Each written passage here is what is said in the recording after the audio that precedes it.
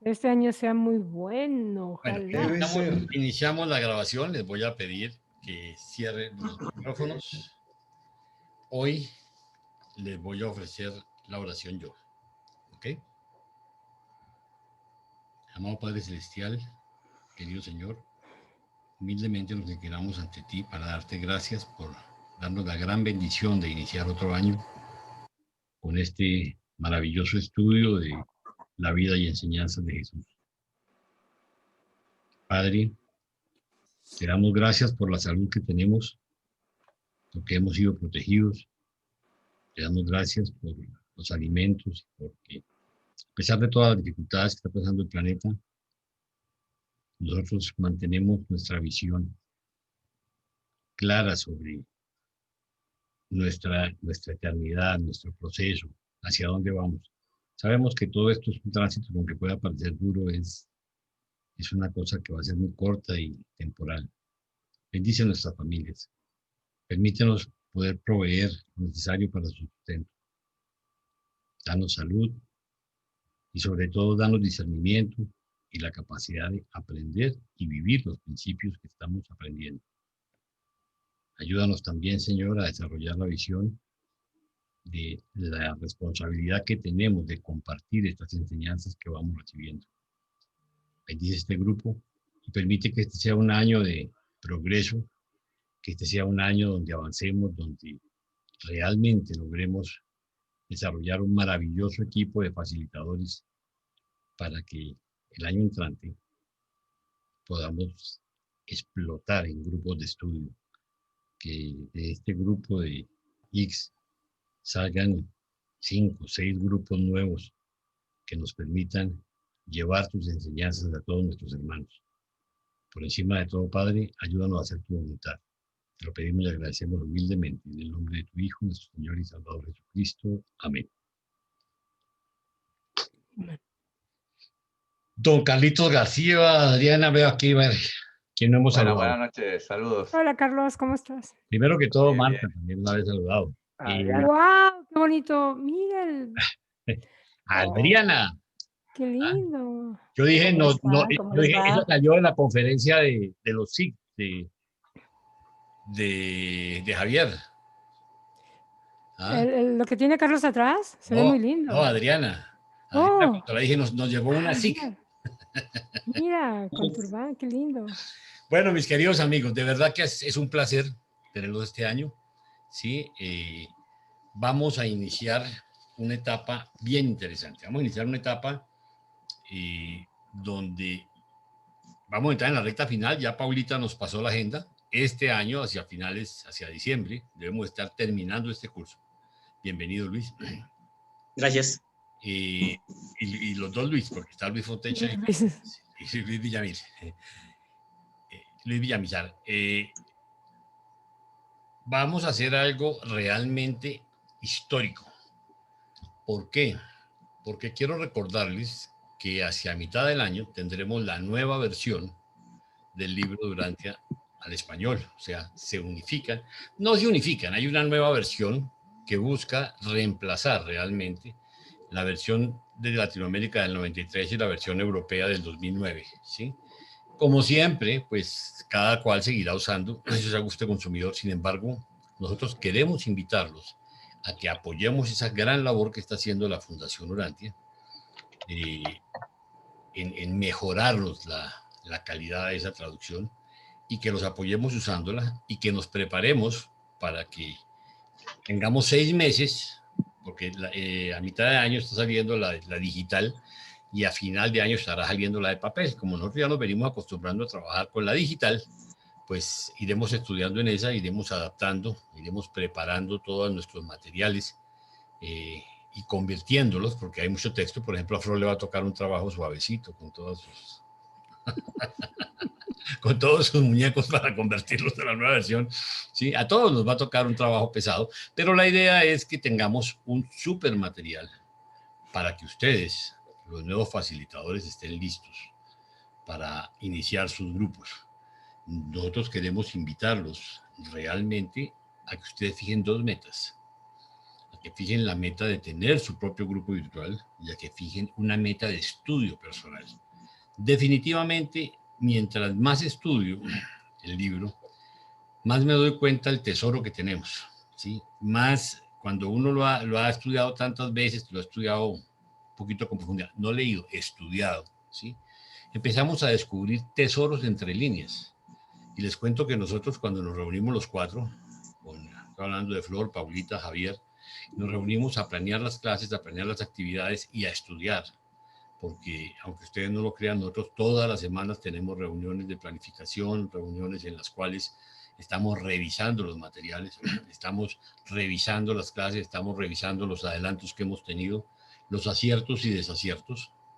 Y definitivamente somos bendecidos con una metodología que venimos desarrollando muy sólida y que está dando unos resultados muy importantes. Pues la prueba es que viendo el entusiasmo de ustedes, miren cómo seguimos creciendo, ¿sí? Creciendo en fortaleza, en conocimiento. Realmente para nosotros es un privilegio que cuando vamos a decir a quién invitamos a la clase como facilitadores, nos sobra gente. Ustedes no saben lo que eso significa en los grupos que miércoles no tienen ni siquiera alumnos, ¿sí? No tienen constancia. Aquí tenemos un grupo muy sólido y tenemos un grupo de gente que realmente quiere seguir adelante, que quiere luchar, que quiere servir al Señor. Entonces tenemos una responsabilidad. Yo quiero invitarlos.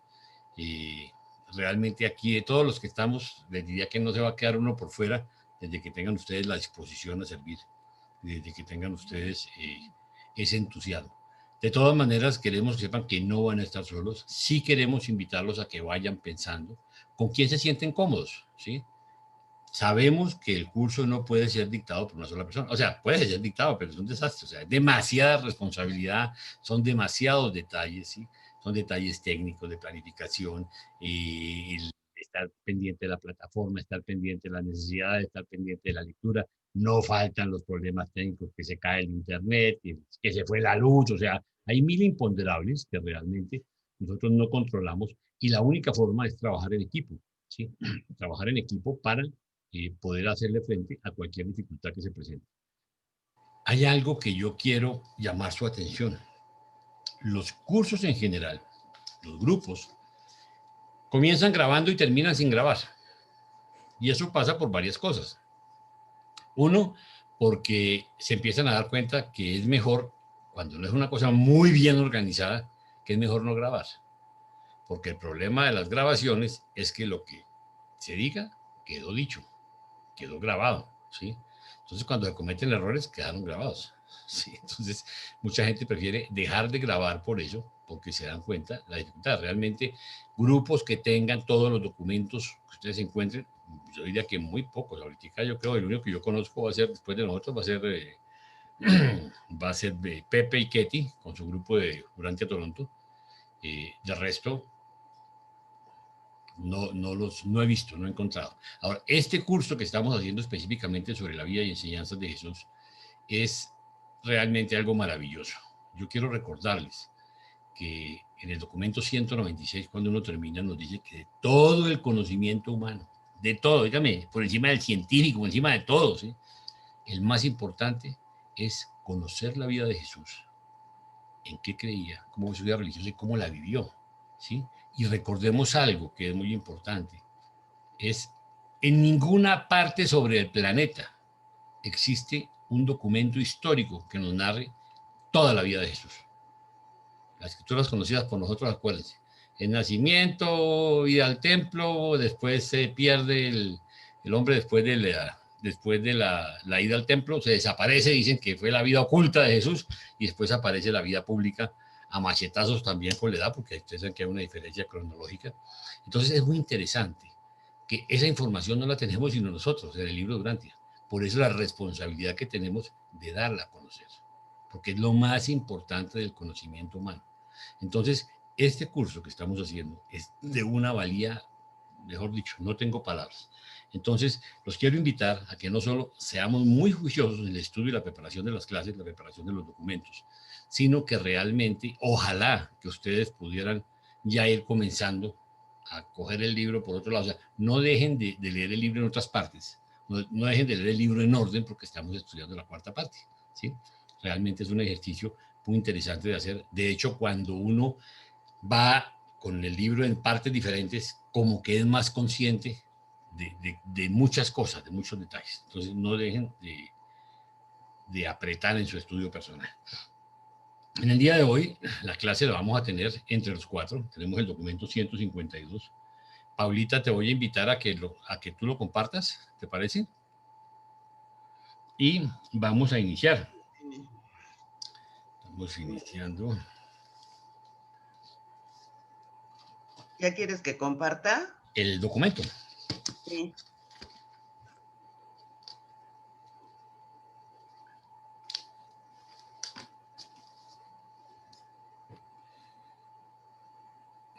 Ok.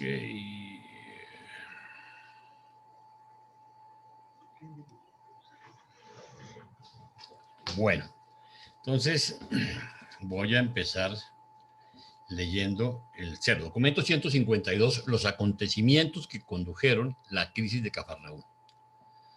La historia de la curación de Amós, el lunático de Quereza, ya había llegado a Betsaida y Cafarnaúm, de manera que una gran multitud aguardaba a Jesús cuando su barca llegó a la playa ese martes por la mañana.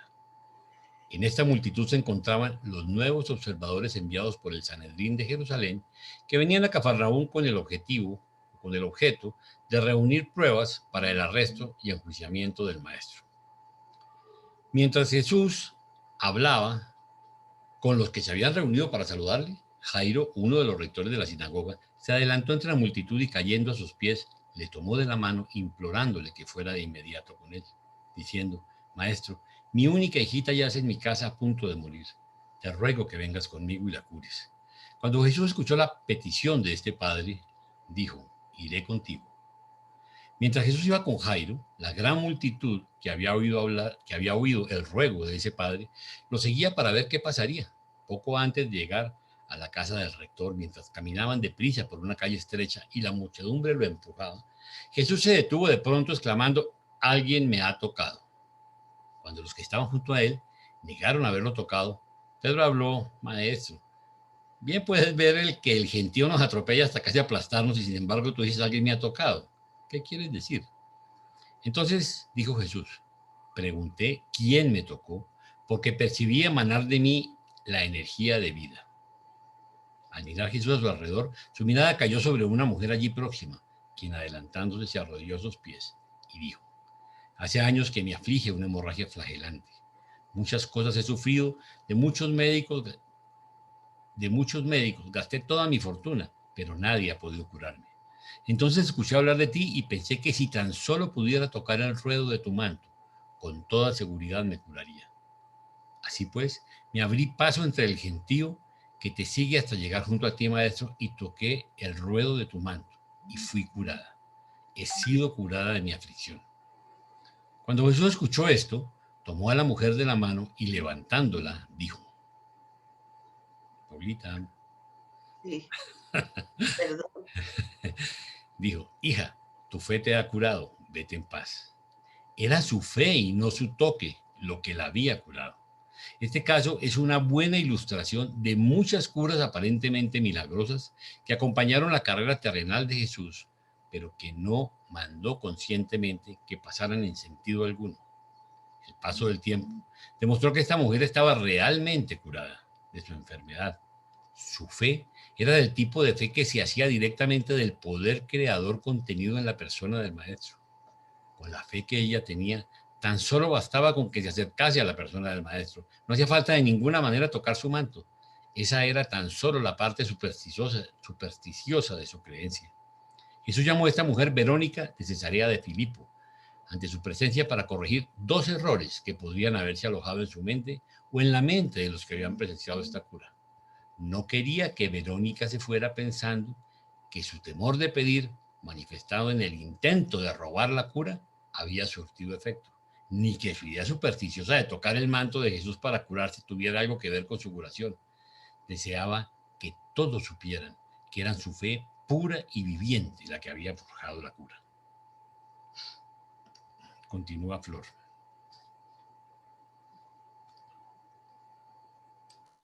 No, ¿va a haber preguntas? ¿o no? Bueno, sí, correcto. A ver, si quieren ¿hay algún comentario.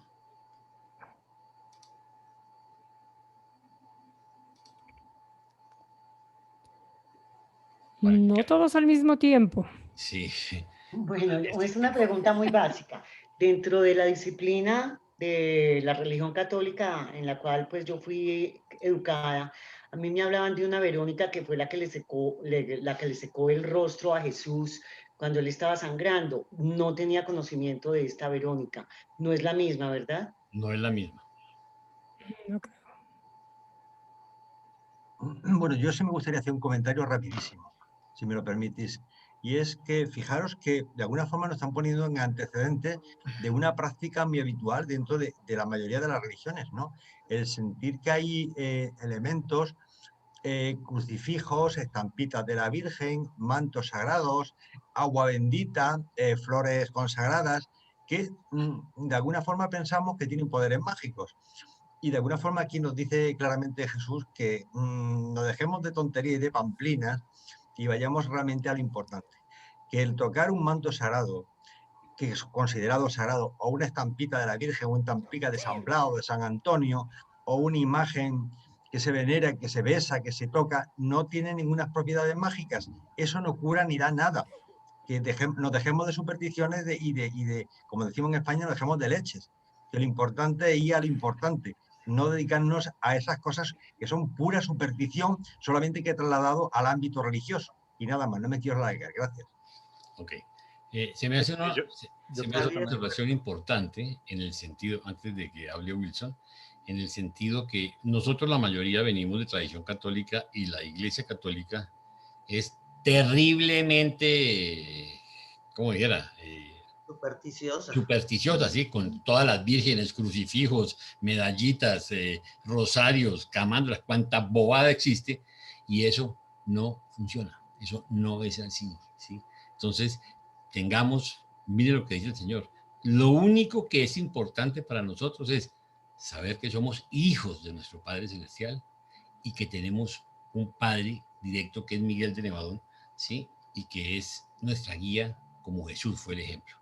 ¿Ok? Eso es lo único donde tenemos que agarrarnos con patas y manos y la fe en él es lo que nos tiene que sacar adelante. ¿Ok? Ahora sí, las dos personas que tienen inquietud. Antes de Javier estaba Wilson, creo. Gracias. Esta pregunta va para mi maestro sensei, Jaime Rey. Dice Jesús, porque percibí emanar de mí la energía de la vida. ¿Qué sucedió ahí? Y la segunda pregunta es lo de la fe. Lo de la fe. Nosotros tenemos fe, pero ¿cómo aumentar esa fe? ¿Cómo que esa fe crezca y sea más fuerte cada día y poder mover la montaña como Jesús quería? Gracias. A ver, recordemos que Jesús pues era un hijo creador, ni más ni menos, ¿no? Que estaba auto-otorgado.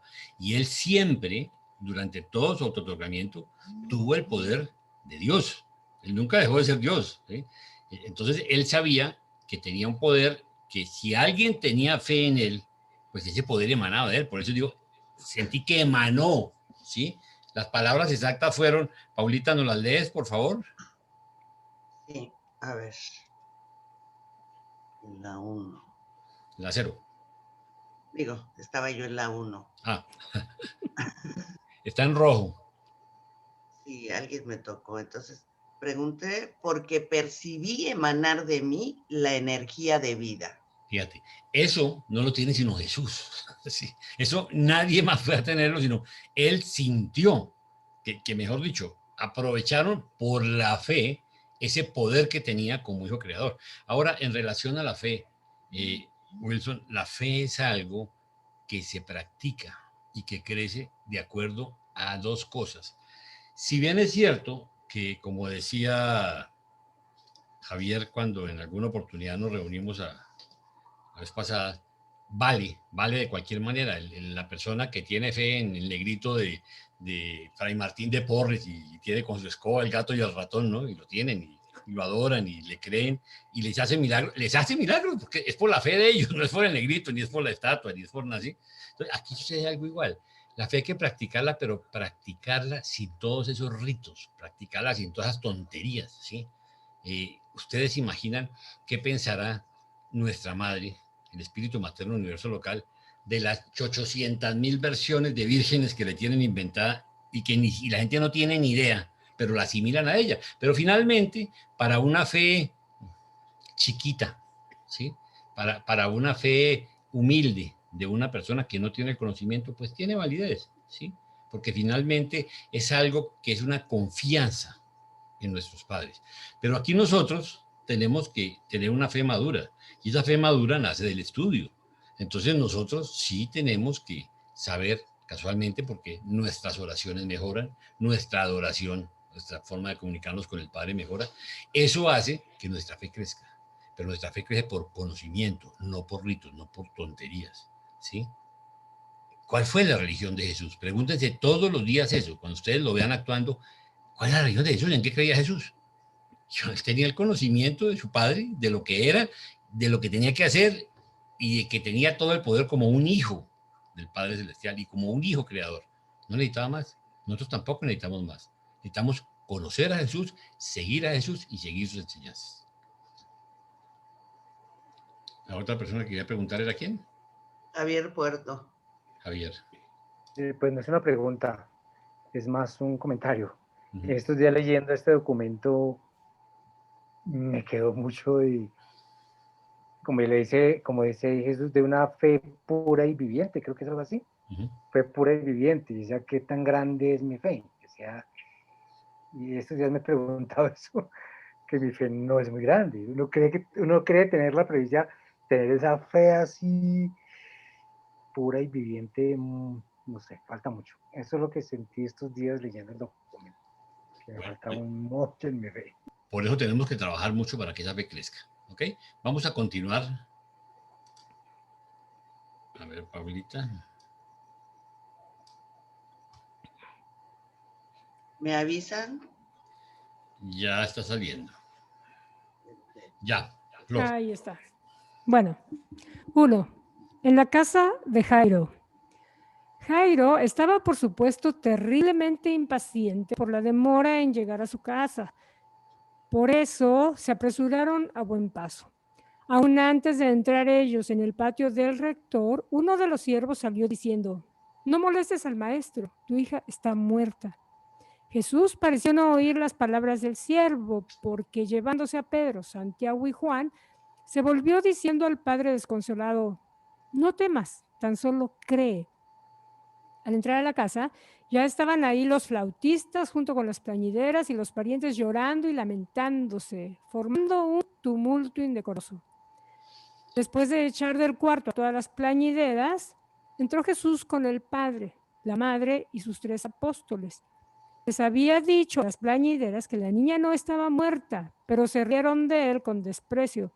Ahora pues, Jesús se volvió a la madre diciéndole: «Tu hija no está muerta, solo está dormida». Y cuando se hubo tranquilizado la casa, Jesús, acercándose al lecho de la niña, la tomó de la mano y dijo: «Hija, escúchame, despiértate y levántate».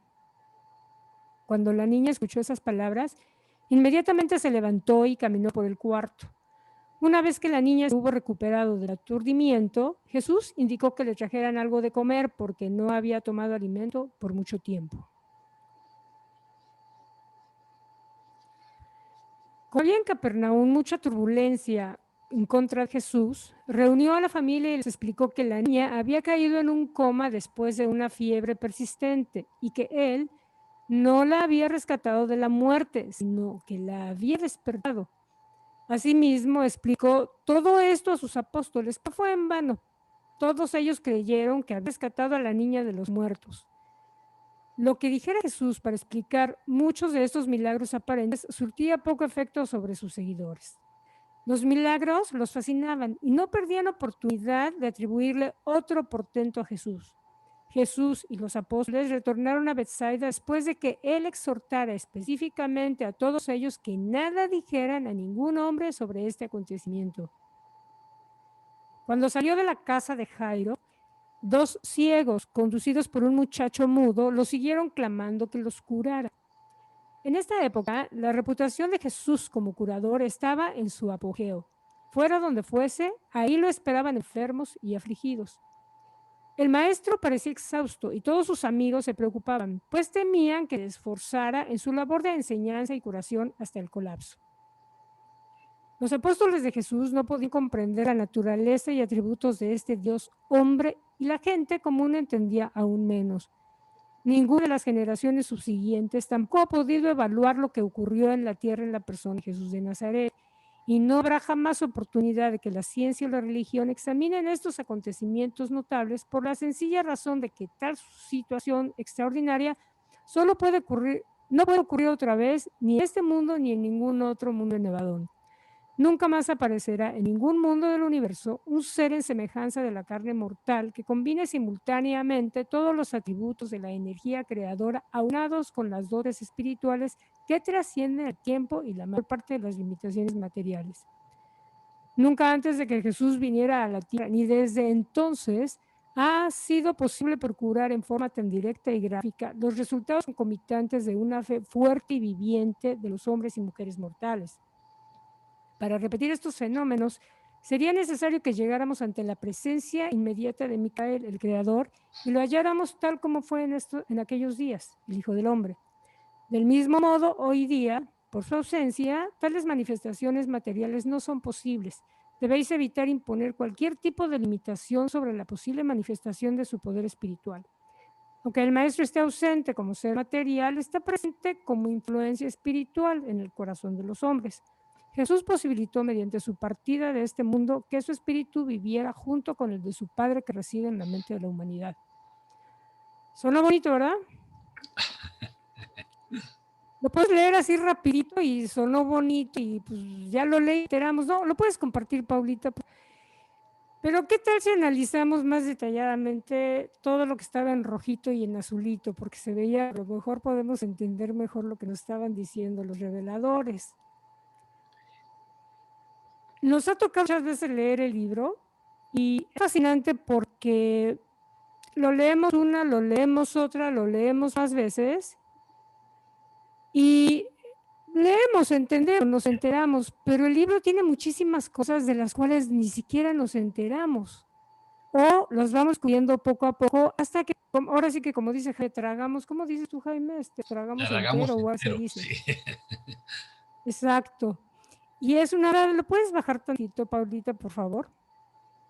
Vamos a ver, analizar un poquito, porque el otro día con Paulita, Jaime y Javier vimos aquí, donde está en rojito. A ver, dice que los apóstoles no pueden entender y la gente menos, ¿ok? Pero luego dice, ninguna de las generaciones subsiguientes tampoco ha podido evaluar lo que ocurrió. Generaciones subsiguientes nos podríamos incluir nosotros también. ¿Okay? Podría evaluar lo que ocurrió en la tierra en la persona de Jesús de Nazaret. Y nos dicen además los reveladores, y no habrá jamás oportunidad de que la ciencia o la religión examinen estos acontecimientos notables, por la sencilla razón de que tal situación extraordinaria no puede ocurrir otra vez, ni en este mundo ni en ningún otro mundo de Nedón. Eso es claro, ¿no? Porque sabemos que nuestro soberano, nuestro creador, solamente se otorga una vez en todo su universo local, o sea, en 10 millones de mundos. Nosotros fuimos favorecidos con eso. O sea, esta situación no va a volver a repetir. Él nunca va en ningún otro mundo. Ahora continúan, dice, nunca más aparecerá en ningún mundo del universo un ser en semejanza de la carne mortal que combine simultáneamente todos los atributos de la energía creadora, aunada a las dotes espirituales que trascienden el tiempo y la mayor parte de las limitaciones materiales. Justamente lo que estaba ahorita conversando, dijo, creo que Wilson, ¿no? ¿Quién dijo que energía creadora? Claro, él es creador, por lo tanto, esa energía creadora viene de un creador. Esa era la razón y nunca más va a volver a aparecer alguien como él porque él es único en su universo local. Y continúan diciéndonos los reveladores. Nunca antes de que Jesús viniera a la tierra, ni desde entonces, ha sido posible procurar en forma directa y gráfica los resultados concomitantes de una fe fuerte y viviente de los hombres y mujeres. Aquí está poniendo a la par tanto hombres como mujeres, ¿ok? Y dice que para repetir estos fenómenos sería necesario que llegáramos ante la presencia inmediata de Micael, el creador, pero además dicen, y lo halláramos tal como fue en aquellos días el Hijo del Hombre. O sea, él como creador es una cosa, y como Hijo del Hombre fue otra cosa. Claro, ahora reúne en su persona ambas experiencias, ¿no? Pero Se te fue el sonido, Flor.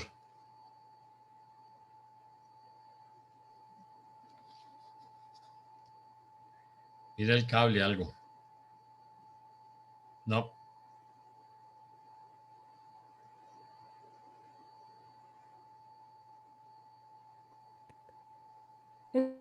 Ya. Ahí moviste algo porque medio sonó. No.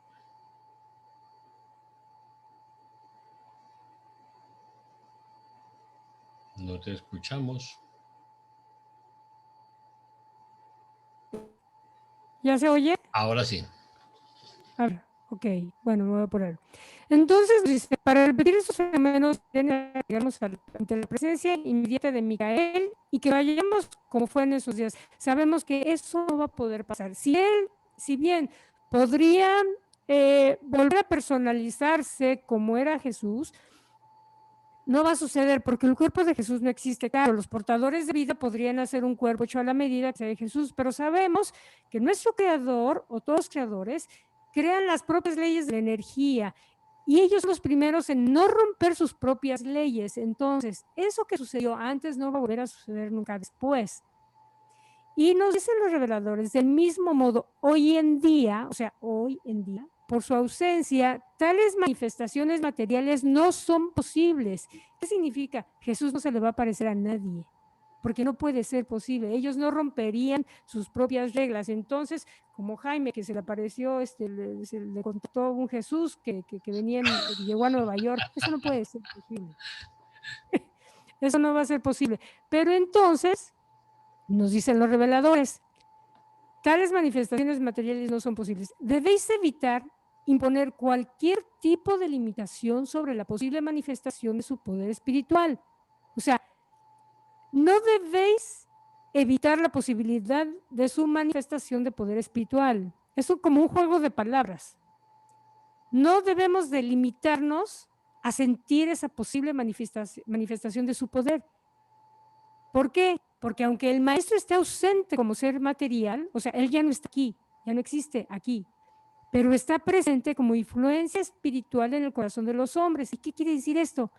Que Jesús posibilitó, mediante su partida, ya no está, su ausencia, de este mundo, que su espíritu viviera junto con el del Padre que reside en la mente de toda la humanidad. Y esto es, a mí les platico que cuando me pasaron el documento para leerlo, dije, no puede ser, pues aquí está todo, aquí está. Y sentí una conexión tan linda con Jesús, porque ¿saben qué? Jesús está con nosotros. El hecho de que se haya ido, como dicen, ausencia es presencia, él se fue, pero ahora está. ¿Por qué? Porque el Espíritu de la verdad está con nosotros. Y ahora sí, si quieres dejar de compartir tantito, Paulita. El Espíritu de Él está con nosotros y es fascinante lo que acaban de decir. Entonces, ¿cómo dar esa sensación de que Él está? ¿Cómo podemos hacerlo? Creyendo, solamente creyendo y teniendo la confianza de que Él está, sabiendo que Él está, porque en realidad se dan cuenta, Él está con nosotros. El hecho de que lo percibimos, porque yo creo que a todos nos pasa, a mí lo que siempre pongo, otra vez el sonido no va a ir. El ejemplo que pongo, imagínense dos personas que ya fallecieron. ¿Quién les gusta? Dos de los grandes que han muerto. ¿Le pueden decir Gandhi? ¿Teresa? O alguien más, los científicos, bueno, a veces digo Tesla, ¿no? Pero bueno, están muertos, Jesús está muerto. Pero ustedes digan, ¿sentir a Gandhi del mismo modo que sienten a Jesús? ¿O pueden sentir a la Madre Teresa del mismo modo, la misma presencia fuerte que sienten a Jesús? No, sabemos que ambos están muertos, pero a Jesús lo sentimos, a Jesús lo percibimos. Yo no sé cómo sabemos que Él está con nosotros. Y eso, creo yo, tiene mucho que ver con nuestra creencia y nuestra fe en que está con nosotros. La confianza absoluta, así como Él nos pidió que la tuviéramos y así como Él la tenía en su propio Padre. Porque Él confiaba en su Padre, sabía que su Padre estaba con Él todo el tiempo. Y esa es parte de la enseñanza de vida que Él nos dejó. Ahora Él quiere que nosotros confiemos, tengamos fe en que Él está con nosotros y el Padre está con nosotros. Entonces, ¿qué mejor ayuda podemos tener? ¿O qué mejor guía? ¿O qué mejor compañía podemos tener? La verdad es que no estamos solos, estamos súper bien acompañados. No sé, a lo mejor hablé mucho, no sé qué quieren al respecto, pero creo que... ¿Algún comentario? Es apasionante. No hablaste mucho, pero hablaste del corazón y se te sintió ese deseo de transmitir el mensaje. Gracias, Wilson. Bueno, si alguien más tiene algo que decir respecto a cómo siente a Jesús, cómo, porque yo creo que todos ustedes en algún momento han estado... Ok, entonces continuemos. Ahorita continúa Javier. Muy bien.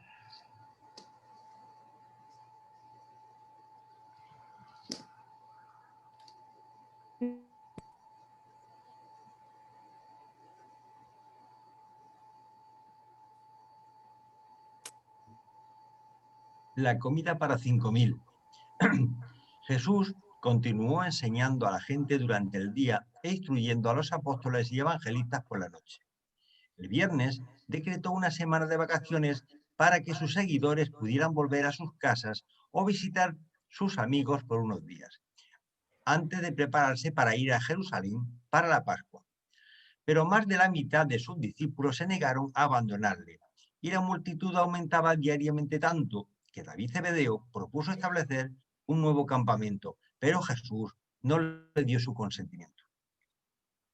El maestro no pudo descansar mucho el sábado, por lo que intentó el domingo 27 de marzo por la mañana alejarse de la multitud.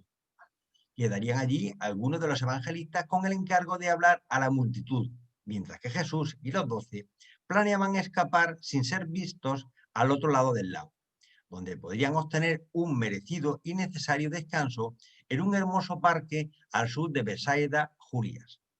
Esta región era la zona de elección de los habitantes de Capernaum para pasar las vacaciones. Todos conocían bien estos parques en la costa oriental.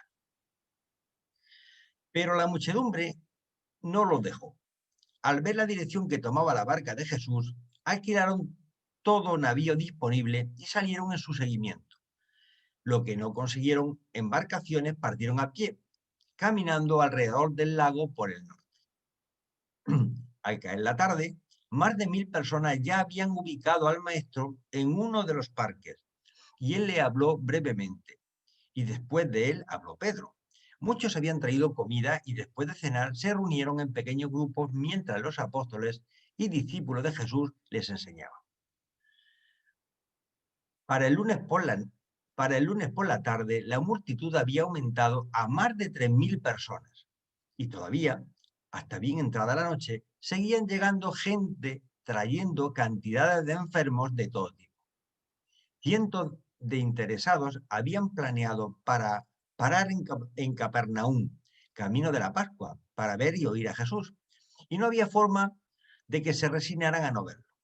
Pero al mediodía del miércoles se encontraban reunidos unos 5.000 hombres, mujeres y niños en este parque al sur de Besaida, Julias.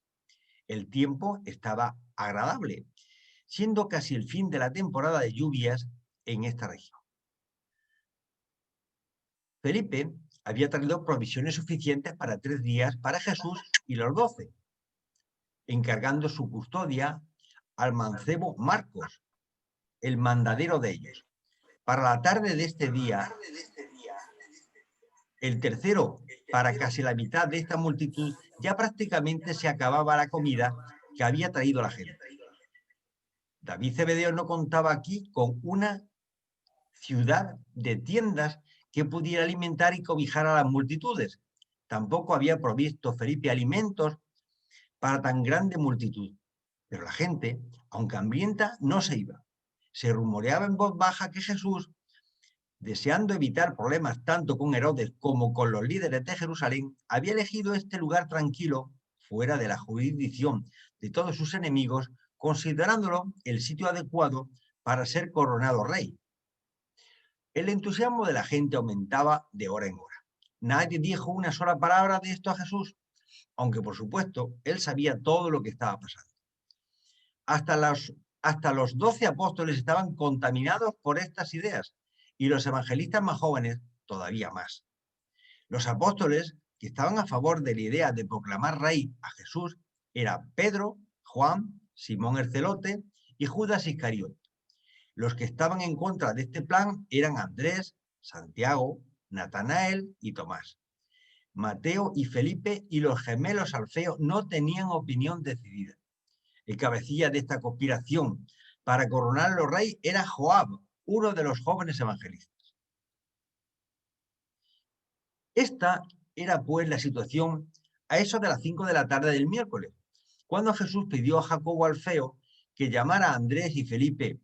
Jesús dijo: ¿qué vamos a hacer con la multitud? Ya hace 3 días que están con nosotros y muchos entre ellos tienen hambre, no tienen comida. Felipe y Andrés se intercambiaron una mirada y entonces Felipe contestó: Maestro, deberías despedir a esta gente para que vaya a las aldeas cercanas y se compren alimentos. Andrés, que temía ser materializada la confabulación para coronar rey a Jesús, inmediatamente se puso de parte de Felipe diciendo: sí, maestro, pienso que lo mejor sería que disuelva la asamblea para que esta gente se vaya por su camino y consiga comida, mientras tú reposas una temporada. A esta altura se habían acercado al grupo otros de los 12. Entonces dijo Jesús: pero no deseo despedir los hambrientos. ¿Acaso no podéis alimentarlos?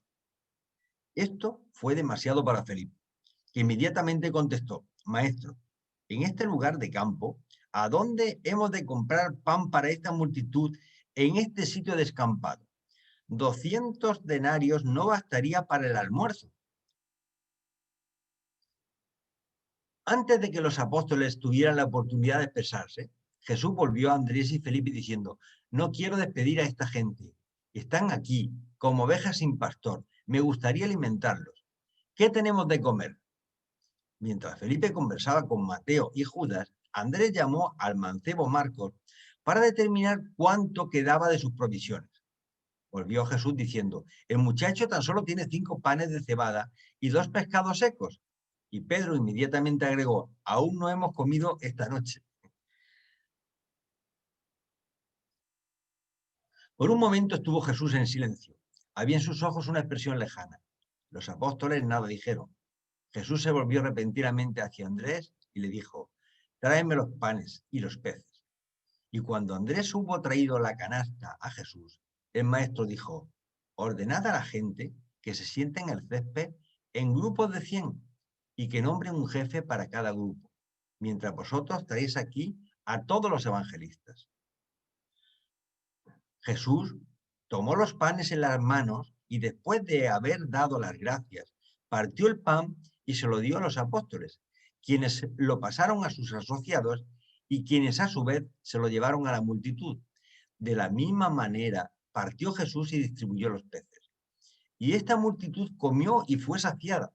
Cuando terminaron de comer, Jesús dijo a los discípulos: recoged los trozos que quedan para que nada se pierda. Cuando hubieron ellos terminado de juntar los pedazos, tenían 12 canastas llenas. Los que comieron de este extraordinario festín fueron unos 5.000 hombres, mujeres y niños. Este fue el primer y único milagro de la naturaleza que realizó Jesús por premeditación consciente. Es verdad que sus discípulos estaban dispuestos a llamar milagros muchas cosas que no lo eran, pero esta fue una ministración genuinamente sobrenatural. Se nos enseñó que en este caso Miguel multiplicó los elementos de la comida, tal como siempre lo hace, excepto que eliminó el factor tiempo y el canal vital visible. Y ya deja de compartir. Bueno, si alguien quiere hacer alguna pregunta, la verdad que el tema realmente fue bien misterioso. Y de hecho, cuando estuvimos reunidos los 4, hablamos largamente de este tema, intentando dándole una explicación lógica. Realmente explicación lógica no tiene.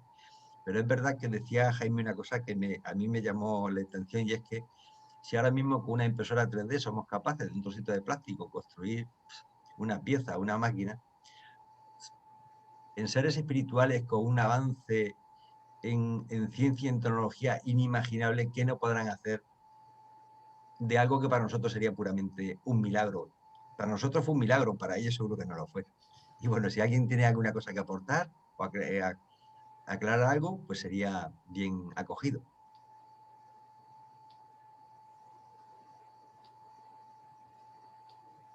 ¿Nadie? Es que yo me imagino a Jesús y bueno, apóstoles, yo me imagino que para que no fuera tan, sería como una chistera, ¿no? Cada vez que metían la mano en la chistera sacabas un conejo, ¿no? Entonces cada vez que metían la mano en el saco sacaría una holgaza de pan. Volvía a meter en la mano, entonces sería una caza de pan.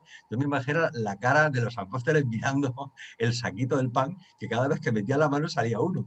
Debía de ser espectacular. Vamos, yo daría cualquier cosa por ver la escena, ¿eh? Okay. Otra cosa también es que ellos no sabían con quién estaban. Pedro por lo menos hablaba con una irreverencia y supiera con quién estaba hablando. Dios mío, Señor. Y eso que estás hablando de los apóstoles, ¿no? Imagínate la gente. No obstante, hay algo que llama la atención, que los apóstoles flaquearan al final, cuando a lo largo de todos este montón de años, vienen esos actos tan sumamente mágicos para ellos, ¿no? Algo fuera de la naturaleza y fuera de la lógica. Realmente tendrían que considerarlo que era algo maravilloso, claro, decir, el Hijo de Dios, bueno, eso es como... Pero es que ver allí esos actos que se salen de la pura lógica, pues de luego realmente debiera de impresionarlo. Yo no sé cómo estos apóstoles al final tenían problemas de no creer en que Jesús iba a resucitar, o que era realmente llamativo después de todas las cosas que estaban viendo. Ok, entonces continuamos. Gracias, Javier.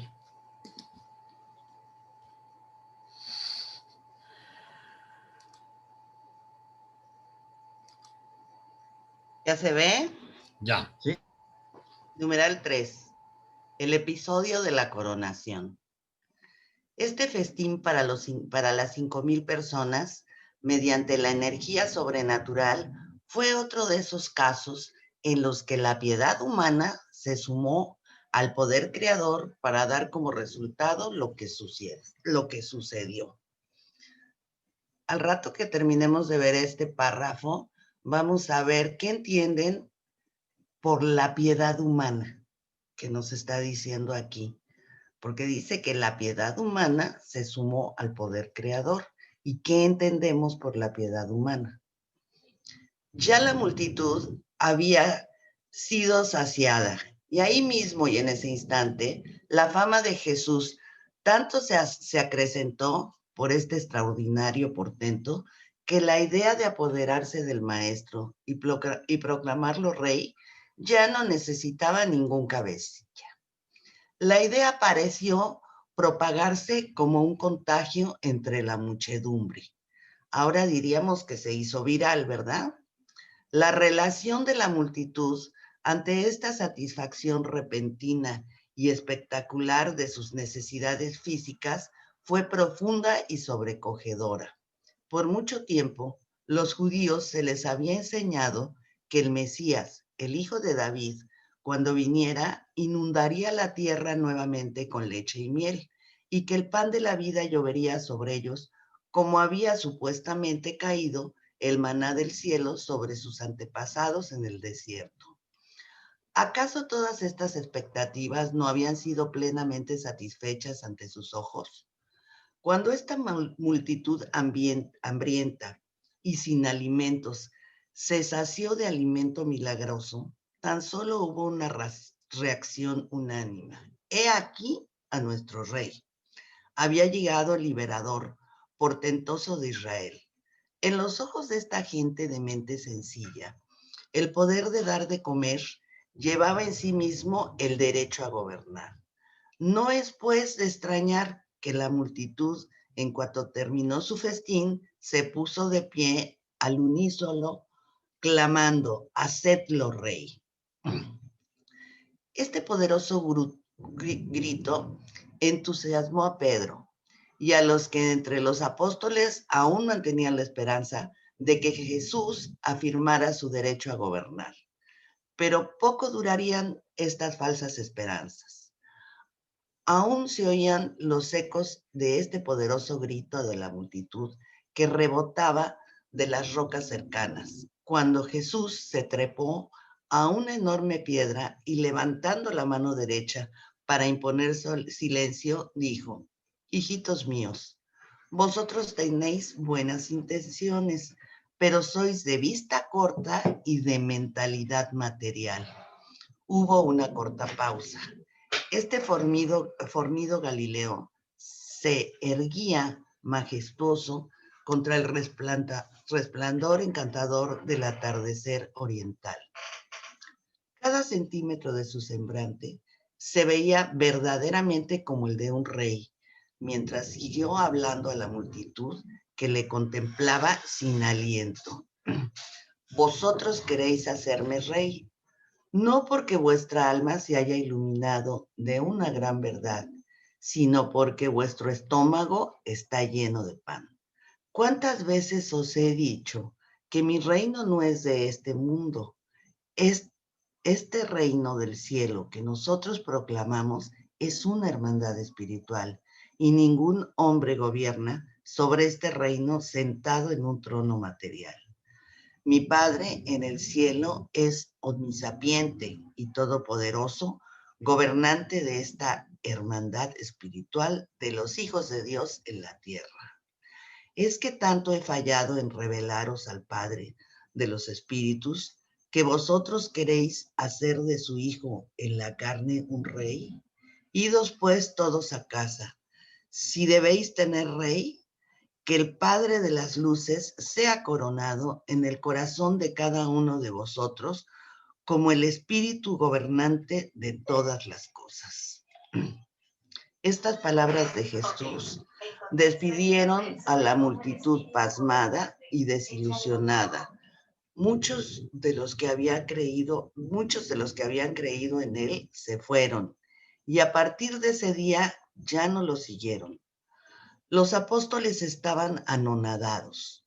Permanecieron de pie en silencio, reunidos alrededor de los 12 canastos llenos de trozos de comidas. Solo el mandadero, el mancebo Marcos, dijo, y se negó a ser nuestro rey.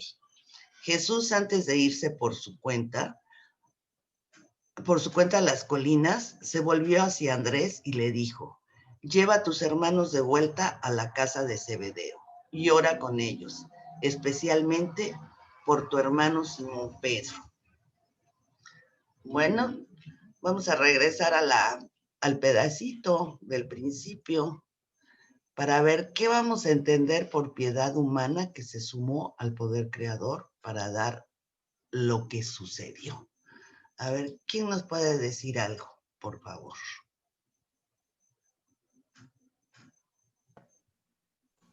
Bueno, yo quisiera opinar algo. Me parece muy bien, adelante.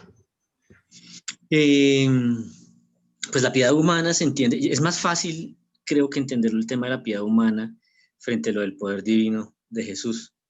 La piedad humana es sentir, es tener ese sentimiento no encuentro el sinónimo de piedad, pero de pensar en las demás personas, de tener un sentimiento profundo en que si se puede ayudar, pues hay que ayudar a las personas que lo necesitan. Sin embargo, el enfoque de Jesús era muy diferente al enfoque en que la gente lo tomó, en que la gente lo entendió. La gente finalmente no entendió qué era lo que Jesús quería hacer con ellos. Él quería seguir dándoles su charla y estar con ellos, por eso no los quiso despedir en ese momento, pero les dio y los alimentó. Ellos, no sé qué hubiera pasado si no los hubiera alimentado, hubieran entendido más bien que el verdadero mensaje, el verdadero alimento era el alimento espiritual y no el alimento físico. Sí, pero Era lo que quería decir. muy bien, gracias. Es que aquí nos está hablando de la misericordia humana de Jesús, como Jesús humano. O sea, eso le llegó a él, tanto de ver a esa multitud, que no los podía dejar ir, con el estómago vacío. Entonces, dentro de su misericordia, pero humana, hace efecto y hace que se produzca, como dice el párrafo de arriba, ¿no? Se dé lo que nosotros comúnmente llamamos el milagro, que se hace y se hace a la vista, y además nos dicen que es consciente, pero aquí es muy, muy bonito porque nos hablan del Jesús humano y del Jesús Dios unidos para hacer que se dé esta situación que vimos, ¿no? Eso es así como algo muy lindo y es un poco lo que Luis hablaba de la parte humana, ¿no? Como muy solidario, muy, o sea, no quieres dar todo y no, o sea, para que se sienta bien. Esa es la interpretación que yo hago de este parrafito. Y además, pues también nos queda muy claro que les dice claramente que es gente de mente sencilla, de vista corta y de mentalidad material. O sea, ahí está una clara descripción del grupo de personalidades que tenía ahí, de personas, que no se puede, pues no podía esperar más, porque ya con esa visión que tenía él, pues ya se había dado cuenta de quiénes era su público, ¿no? Quiénes eran sus hijos que estaban ahí. ¿Algún comentario? Beatriz está... Beatriz. Sí, sí, gracias. Bueno, a mí este párrafo y esta oración de la piedad humana, lo que me hace reflexionar es que hay que recordar que Jesús siempre hacía la voluntad de su Padre. Entonces la reflexión que me lleva a esto es que Él obedeció a su Padre. Además de ese sentimiento humano bondadoso o de tener compasión, no quería que esas personas pues se fueran sin alimentarse y también sin que hubieran recibido el alimento para su alma, que era el mensaje que Jesús quería dar del reino de Dios. Muy bien. Gracias. Muy bonita reflexión. ¿Alguien más? Javier Puerto. Ay, la USUD. Javier. Gracias.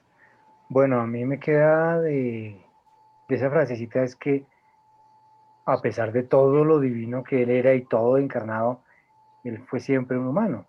Desde chiquito fue criado, pasó todo el proceso que vive un ser humano y a pesar de que ya tenía en ese momento pues conciencia de lo que él era, nunca dejó de ser humano, nunca dejó de ser un hijo, un papá, un amigo, y pues pensaba en el hambre, pensaba en la gente, él sabía lo que era pasar las duras y las maduras, entonces pienso que esa piedad es pensar en los demás, pensar en todos, pensar en la comida, algo tan básico de que esta gente necesita comida, que dársela. Y también pensaba en el trotecito que puso a todos en la logística. Yo digo, manejar, darle de comer a 5.000 personas, no solo todo mi reparto, sino todo un proceso grandísimo de tener 3 días 5.000 personas. Uy, eso pensé. Gracias. Gracias por compartirlo, Javier. Muy lindo. La USUD.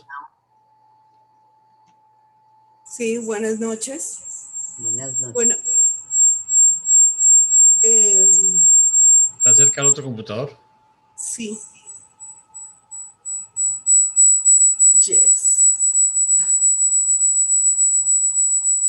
Dame un segundo.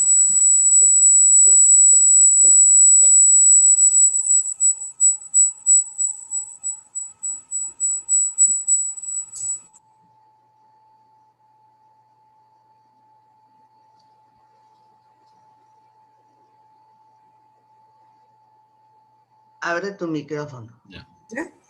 Ya está mejor, ¿verdad? Oh, no. Tiene que quitarle volumen a uno de los dos. Sí. El Ok. de Orlando le tiene que quitar el volumen. Entonces, le voy a quitar el mío. O el de Orlando, más fácil. Que tú estás hablando de ese.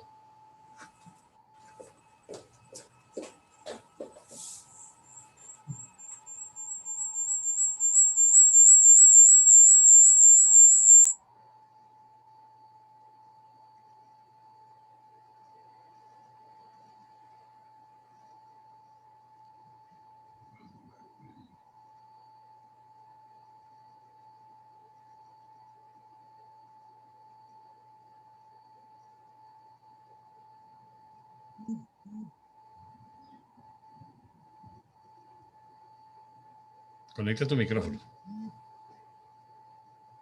¿Listo? Ok. Ahora sí. Ok.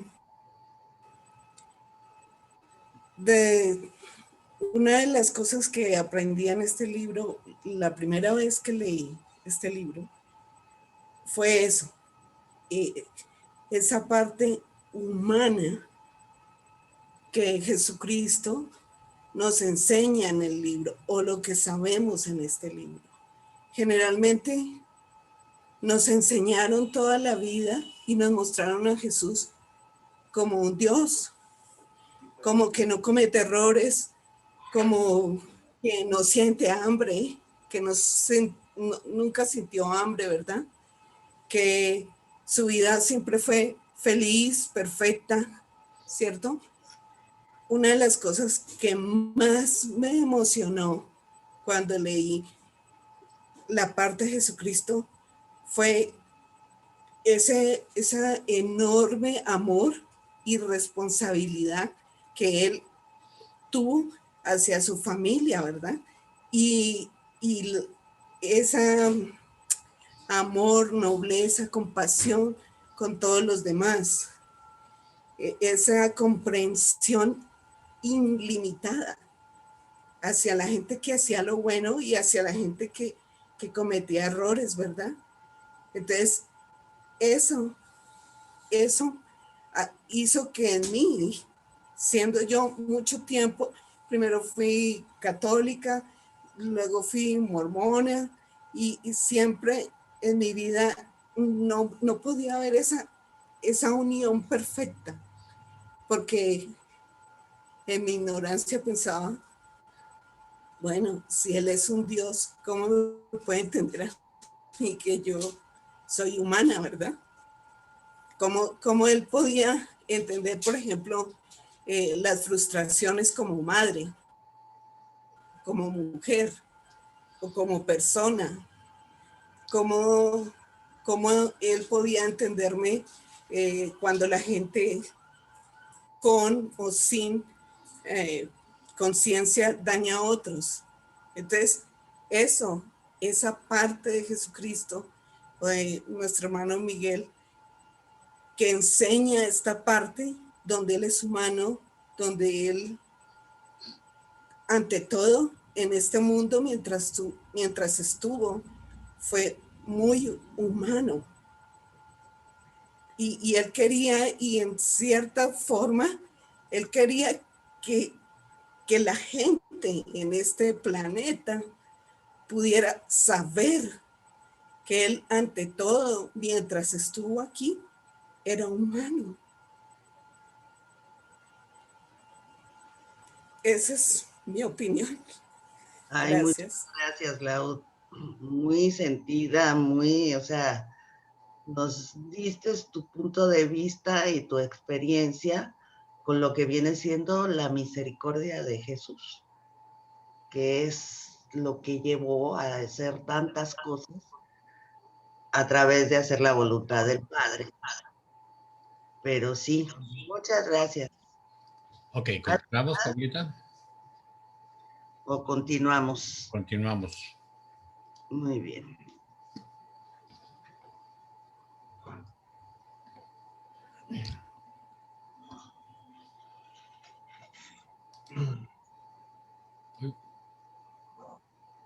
¿Qué pasó aquí?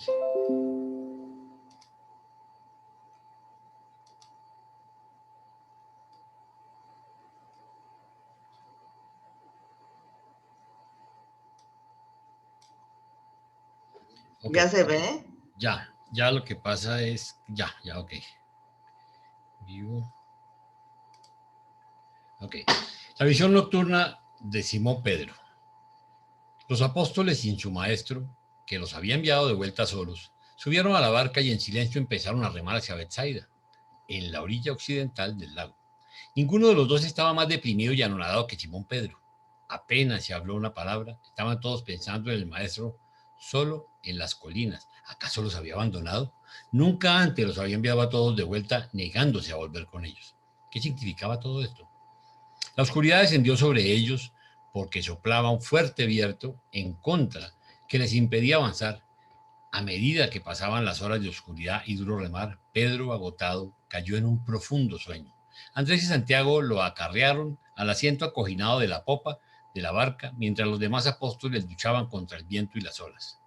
Pedro tuvo un sueño, vio una visión de Jesús que se le acercaba caminando sobre el mar. Cuando ya parecía el maestro caminar, pasando de largo junto a la barca, Pedro gritó: «Sálvanos, maestro, sálvanos». Los que estaban cerca de la popa de la barca le oyeron decir algunas de estas palabras. Continuó esta aparición nocturna en la mente de Pedro y soñó que Jesús decía: «Estad de buen ánimo. Si soy yo, no temáis. Sí, soy yo, no temáis». Fue este como el bálsamo de Gilead para el alma atribulada de Pedro. Serenó su espíritu preocupado, de modo que en su sueño gritó al maestro: «Señor, si eres realmente tú, convídame a que camine contigo sobre las aguas». Y salió Pedro caminando sobre el agua, y las olas embravecidas lo asustaron, y a punto de hundirse gritó: «Señor, sálvame». Muchos entre los 12 oyeron su grito. Entonces Pedro soñó que Jesús venía a rescatarlo, y dándole la mano lo aferraba y lo levantaba diciendo: «Oh, tú con tan poca fe, ¿por qué dudaste?». En relación con la última parte del sueño, Pedro en realidad se levantó del asiento sobre el que dormía y salió de la barca al agua y despertó de su sueño cuando Andrés, Santiago y Juan corrieron a sacarlo del mar. Para Pedro, esta experiencia fue siempre real. Creía sinceramente que Jesús había venido durante la noche.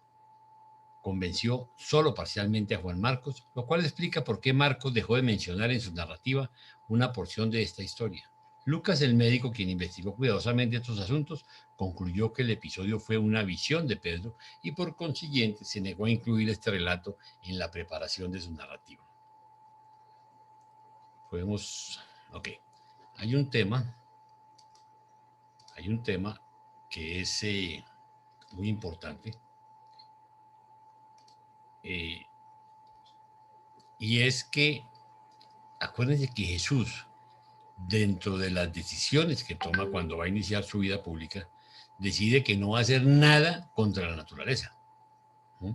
Entonces, de eso ya de por sí sabemos que Jesús no iba a caminar sobre el agua. Entonces, que eso era imaginaciones y parte de las fábulas de las escrituras, ¿sí? Y de las tradiciones que no son ciertas. Y es muy importante recalcar cómo fue un sueño. Ahora, tan vívido fue para él que se tiró al agua, pues sí, salió en su dormido y terminó entre el agua, y cuando los otros lo vieron, pues fueron a sacarlo. Pero eso nunca pasó. Entonces, vale la pena resaltar eso. Jesús nunca hace nada contra la naturaleza. Que haga un milagro es una cosa diferente cuando los hace por misericordia y por la voluntad del Padre, pero nunca los hizo ni para él, porque acuérdense que fue una de las decisiones que tomó, ni nada que fuera contra la naturaleza. ¿Ok? Pues eso ya de hecho nos hace descartarlo. No sé si hay algún comentario.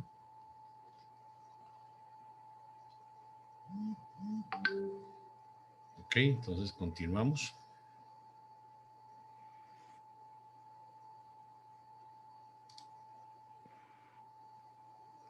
Ok. ¿Se oye? Sí. Ok. 5. De vuelta en Betsaida. El jueves por la mañana, antes del amanecer, echaron ancla cerca de la casa de Zebedeo y fueron a dormir hasta alrededor del mediodía. Andrés fue el primero en levantarse y, yéndose a caminar junto al mar, encontró a Jesús en compañía del muchacho mandadero sentado en una piedra al borde del agua. Mientras muchos seguidores y jóvenes evangelistas buscaban a Jesús durante toda esa noche y buena parte del día siguiente por las colinas orientales, Poco después de la medianoche, él y el mancebo Marcos habían partido, caminando alrededor del lago y cruzando el río de vuelta a Bethsaida. De los 5,000 que habían sido milagrosamente alimentados y que con el estómago lleno y el corazón vacío habían querido proclamarlo rey, solo unos 500 persistieron en seguirlo. Pero antes de que estos recibieran noticia de que él estaba de vuelta en Bethsaida, Jesús pidió a Andrés que congregara a los 12 apóstoles y a sus asociados, incluyendo las mujeres, diciendo: deseo hablarles.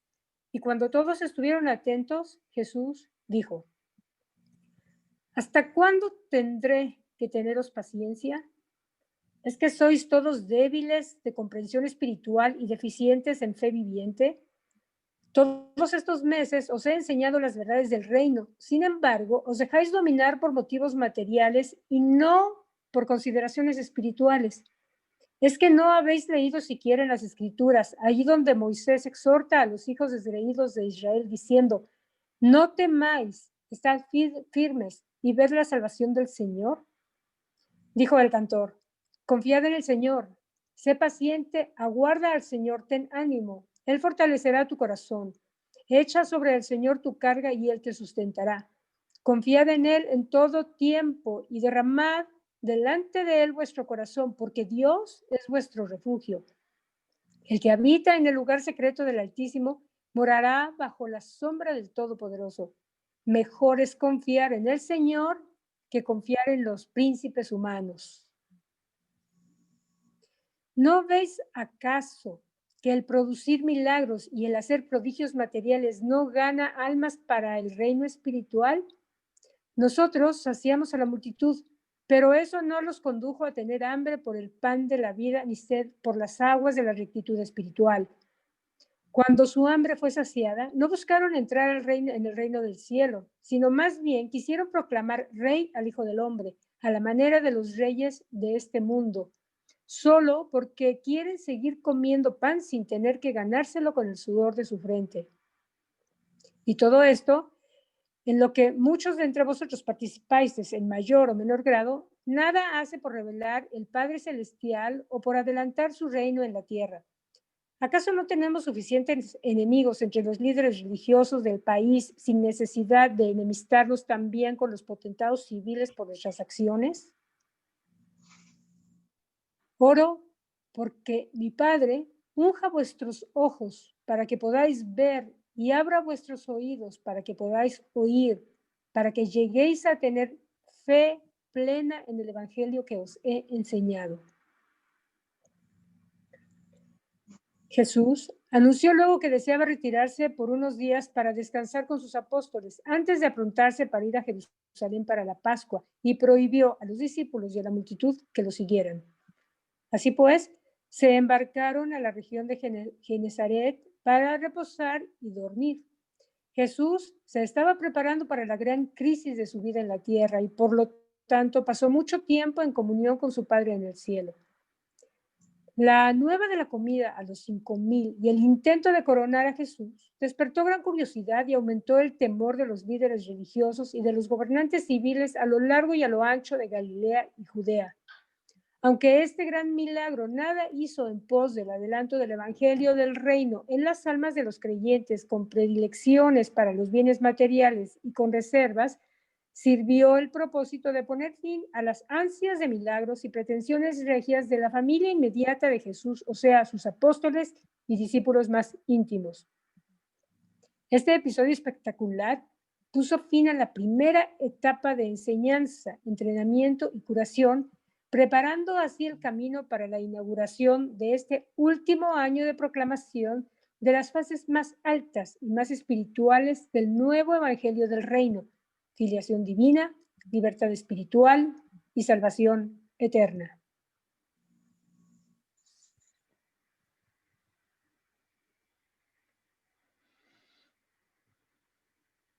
¿Algún comentario al respecto? Ahora sí están todos calladitos.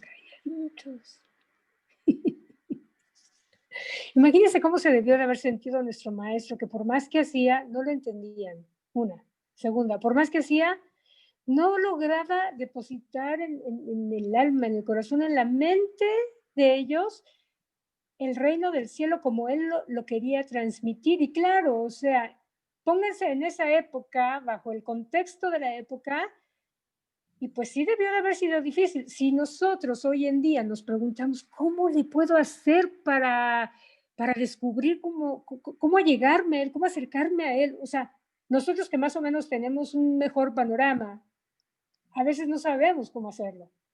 ¿Cómo habrá sido en aquel tiempo? Cuando lo tenían ahí, proclamando que él era el hijo de Dios, pero estaban atados a las tradiciones. Era difícil, ¿no creen? Hoy en día es difícil. Con todo y el libro de Urantia es difícil. ¿Cómo habrá sido en aquella época? Pero claro, la fe juega un papel importante, ¿no? Creer y la fe, sobre todo la fe. Y es la fe la que finalmente nos va a dar la pauta, claro, y abrir la puerta para el ajustador de pensamiento y el espíritu y la verdad. Creo yo. Pero nuestro Jesús es lo más hermoso que hemos tenido y la verdad es que entre más lo entendemos y más lo conocemos, definitivamente, al menos hablando por mí, más lo amamos. Eso es cierto. Bien. Ok, de ahí la importancia, perdóname Flor, de lo que yo les digo, de preparar las clases, de buscar entre líneas, ¿sí?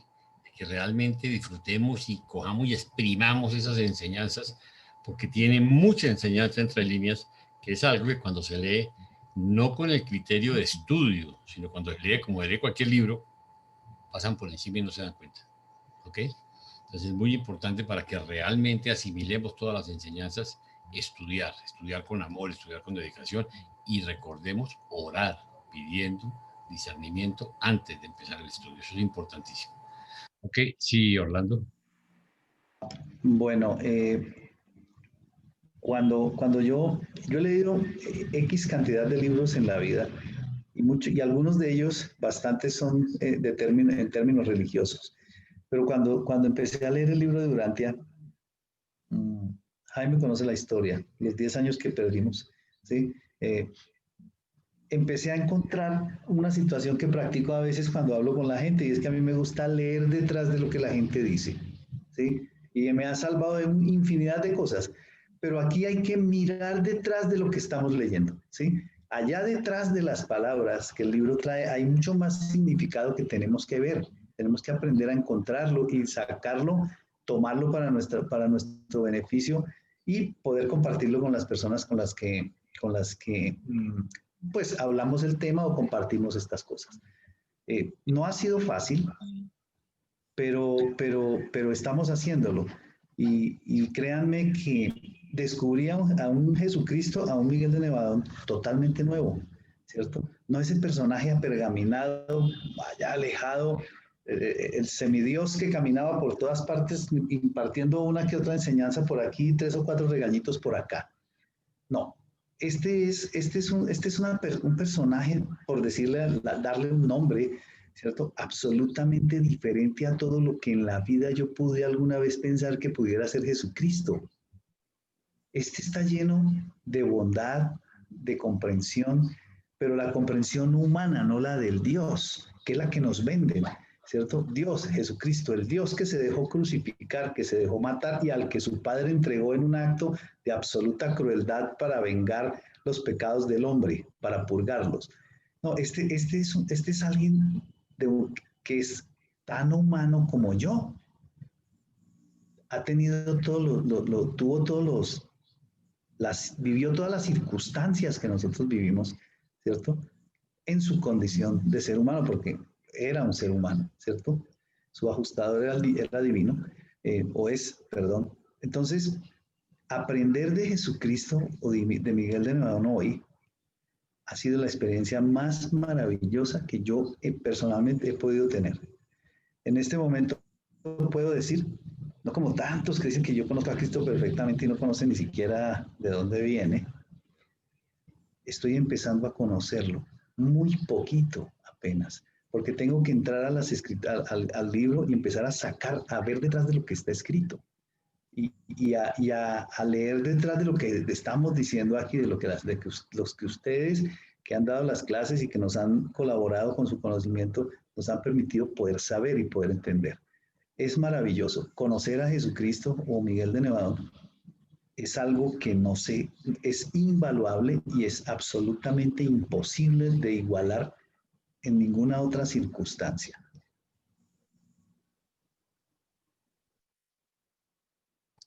Ok, gracias Orlando. Entonces continuamos, Paulita. Gracias, Flor.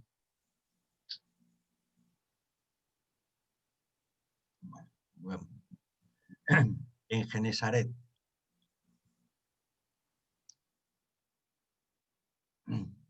Empiezo a ver.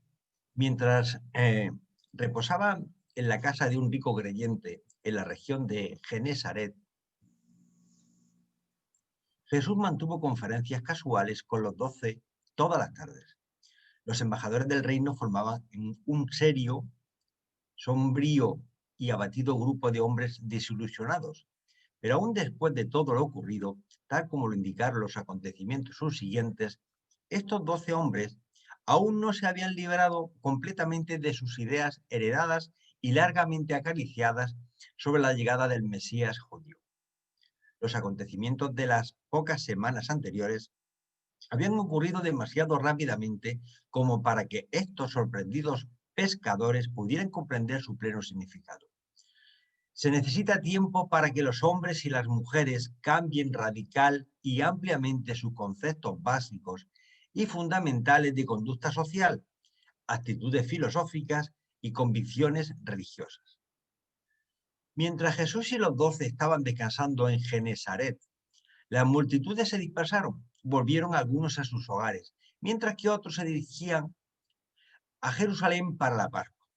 En menos de un mes, los seguidores entusiastas y abiertos de Jesús, que contaban más de 50.000 tan solo en Galilea, se redujeron a menos de 500. Jesús deseaba que sus apóstoles tuvieran esta experiencia de cuán efímera es la aclamación popular para que no se dejaran tentar por estas manifestaciones de histeria religiosa transitoria cuando Él los dejara solos en el trabajo del reino. Pero tan solo tuvo un éxito parcial en este esfuerzo. La segunda noche de su entrada en Genesaret, el maestro nuevamente relató a los apóstoles la parábola del sembrador y agregó estas palabras. Como podéis ver, hijitos míos, el llamado a los sentimientos humanos es transitorio y totalmente descorazonador. Apeláis exclusivamente al intelecto del hombre, es práctica igualmente vacía y estéril. Solo si apeláis al espíritu que vive dentro de la mente humana, podréis esperar éxito duradero. Realizar estas maravillosas transformaciones de carácter humano que efectivamente se manifiestan en abundantes frutos genuinos del espíritu, en la vida diaria de todos los que así son liberados de las tinieblas, de la incertidumbre por el nacimiento del espíritu en la luz de la fe, el reino del cielo. Jesús enseñó que apelar a las emociones constituye una técnica para captar y enfocar la atención intelectual. Consideró una mente así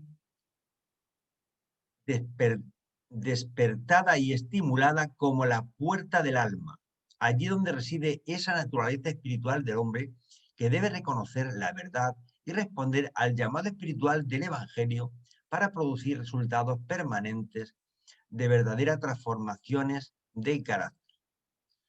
Así, Jesús intentaba preparar a los apóstoles para un inminente cataclismo, la crisis de la actitud pública hacia él, que se desencadenaría en unos pocos días.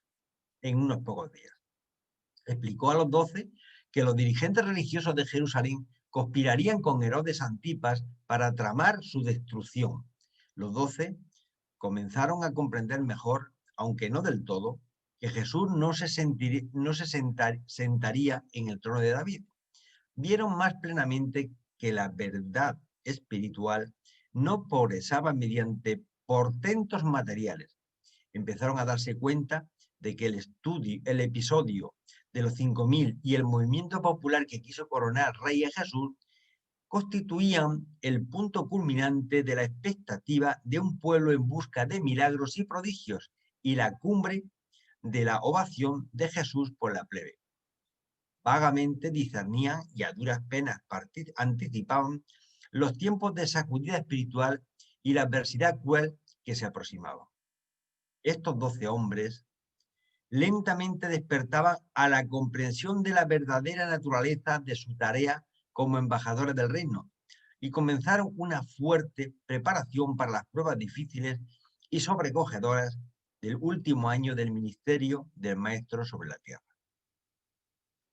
Antes de salir de Genesaret, Jesús los instruyó sobre el acontecimiento milagroso de los 5.000, diciéndoles precisamente por qué había emprendido esta extraordinaria manifestación de poder creativo y reiterándoles que antes de dejarse llevar por su compasión por la multitud hambrienta, se había asegurado de que eso estaba de acuerdo con la voluntad del Padre. Nada más. Dejamos de compartir. Bueno, el tema está claro y lo digo porque si tenemos grupos de trabajo, los vamos a tener permanentemente en la mente. Es decir, no consiste en hacer, no busquemos cosas espectaculares ni grandes conversiones, ni conseguir llegar al corazón de las personas por la sensiblería y por muchas veces incluso por el cientifismo del libro Durantia sino que lo que hay que apelar es un poco al espíritu que reside en cada uno de nosotros, que realmente hay que hacer el trabajo. Nosotros somos lo que hacemos es un poco preparar un poquito el caminito, no sembrar ni siquiera, arar el camino un poco para que el Padre haga su labor, que es el que realmente puede hacerlo. Así que nos quitamos todas las medallas y nos ponemos en manos del Padre, porque eso es un tema que debemos de afrontar con el tiempo, de que no esperemos grandes manifestaciones, ni nadie se piense que porque de alguna forma está inspirado o ha leído el libro durante 20 veces y ya impone las manos, como veo gente que impone las manos. Por favor, olvidémonos, somos seres humanos, somos hermanos, y lo único que tenemos que hacer es intentar transmitir este maravilloso mensaje que tenemos no digo la suerte, sino la grandeza de haber recibido para podérselo transmitir a nuestros hermanos, y con eso ya nos han dado el mejor premio que nos podían dar. Así que, enhorabuena, estamos todos bendecidos. Y nada más, paso la palabra, a ver si alguno quiere decir alguna cosa. Gracias, Javier. Beatriz está levantando la mano. Sí, gracias, Javier. Una pregunta, bueno, más que pregunta, te pido si puedes ayudarme un poco a entender mejor, ya que lo que acabas de leer hace referencia a que Micael multiplicó los elementos de la comida, tal como siempre lo hace, excepto que eliminó el factor tiempo y el canal vital visible. ¿Me podrías ayudar un poco más a entender qué es esto? Bueno, lo voy a intentar. Eliminar el canal visible significa que no lo ves, es tan rápido que no lo ves. Y el factor tiempo, vamos a ver, nosotros estamos en un espacio temporal, hay espacio y hay tiempo. Sabemos por la teoría de la relatividad de Albert Einstein que el tiempo se ralentiza dependiendo de la velocidad a la que viajas. Es decir, el tiempo es un factor que es relativo también, no siempre es constante. Lo que te están diciendo aquí es que, yo interpreto así, humildemente, de que ellos hicieron ciertas labores a una velocidad tan rápida que para nosotros fueron décimas de segundo. Es decir, lo que hubiéramos tardado en condiciones normales, pues eso es, hacer en una semana, hacer tantísimos panes y pescar los peces, pues estos hermanos espirituales lo hicieron en décimas de segundo, porque ellos el factor tiempo pueden manipularlo. El cómo tal, ya me gustaría a mí saberlo. Tendríamos que invitar a Einstein y seguramente tendría sus grandes dificultades, por decir algún ejemplo. Yo no te sabría decir, yo intuyo que de alguna forma ellos son capaces, la ministra divina así lo puede hacer, puede manipular el tiempo. Con lo cual me imagino que estos seres celestiales, que serán progenie, los ángeles, como bien sabéis, son progenies de la ministra divina, pues seguramente pueden procesar el tiempo, elongarlo, hacerlo que sea más rápido o sea más lento. Es una explicación un poco sui generis, No sé si te habrá se habrá satisfecho. A mí, desde luego, no. Bueno, me ayuda bastante, muchas gracias, porque pienso que sí tiene que ver lo que llaman milagros, las personas en la actualidad, tiene que ver con la percepción. Y lo que tú nos acabas de explicar, pues tiene que ver con la percepción, de cómo puede cambiar tu percepción pues en relación con el tiempo y esto del canal vital visible, pues me quedó claro. A mí sí me satisfizo. Muchas gracias. A ver, yo quisiera añadir algo que es muy importante.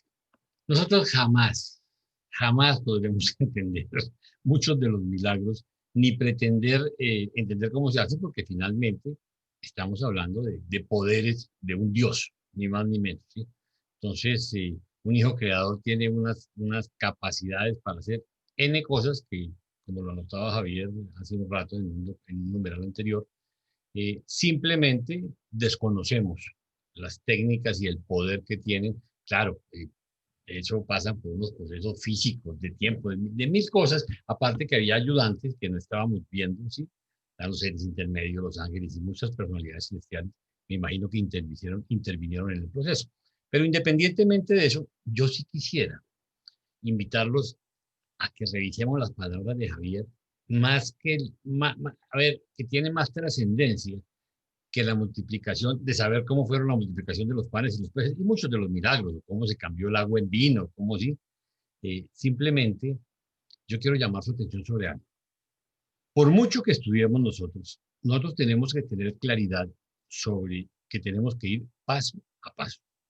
Y tenemos que entender que hay un proceso que no podemos saltarnos. ¿Con esto qué quiero decir? Aún en este grupo hay gente que no conoce el libro completo, o sea, que no lo ha estudiado completo, ¿sí?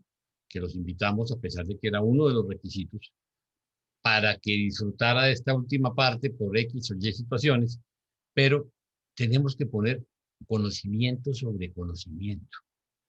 Y aun cuando nosotros creamos tener el conocimiento, vamos a llegar muchas veces a un conflicto, y es que no somos capaces de transmitir el conocimiento.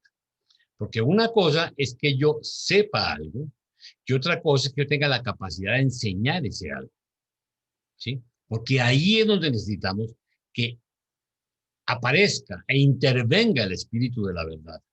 Y necesitamos que haya dos, acuérdense que en las comunicaciones es un proceso donde hay un transmisor y un receptor, ¿sí?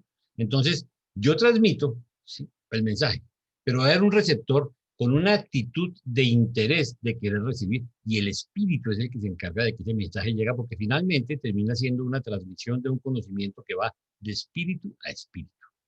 Aquí nosotros no estamos hablando y estamos preparándonos para ser unos grandes intelectuales de las escrituras o unos grandes intelectuales del conocimiento de cosmología o de historia de Urantia o de los seres celestiales o de un hijo creador. Nosotros estamos preparándonos para que con amor busquemos recibir el conocimiento del Padre, porque recordemos que todo viene vía nuestro ajustador de pensamiento, ¿sí? Por un lado, y por otro lado, del espíritu materno, ¿sí? Que hay que manejar los circuitos del conocimiento. Entonces tenemos espíritu infinito, espíritu materno a nuestra mente, ¿sí? Pero hay una intervención que no somos nosotros. Y esto se lo comento, ¿por qué? Porque se me hace muy importante lo que dijo Javier. Hoy tuve una experiencia que la voy a comentar. Una persona me llamó y me dijo, bueno, yo quiero saber cuáles son los planes, cuál es tu planteamiento de los planes para el 2030. Y con todo respeto me pareció simplemente ridículo, ¿sí? Yo creo que nos está pegando la política, ¿sí? No, yo le puedo decir cuál es mi plan para mañana. Y mi plan para mañana es luchar contra mi mediocridad espiritual, luchar contra mi falta de manejar el tiempo para dedicar más tiempo a estudio, luchar contra mí para sacar tiempo para meditar, luchar para tener la humildad de ponerme de rodillas y gritar auxilio, no entiendo, necesito ayuda, ¿sí? Hay momentos en que aún con ayuda divina digo, oh, madre, como que me queda grande la responsabilidad. Pero hay una cosa que sí entiendo, que esto es una carrera que es diaria. Todos los días tenemos que pedir la guía, tener la disposición y sobre todo pedir humildad y discernimiento.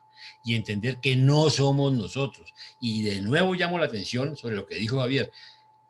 Ustedes van a tener su mejor disposición, ustedes van a hacer su mejor esfuerzo para grupos y a veces van a ver que la gente no les llega a las clases, a veces van a ver que la gente no es constante, que la gente no prepara, que la gente no vuelve, ¿sí?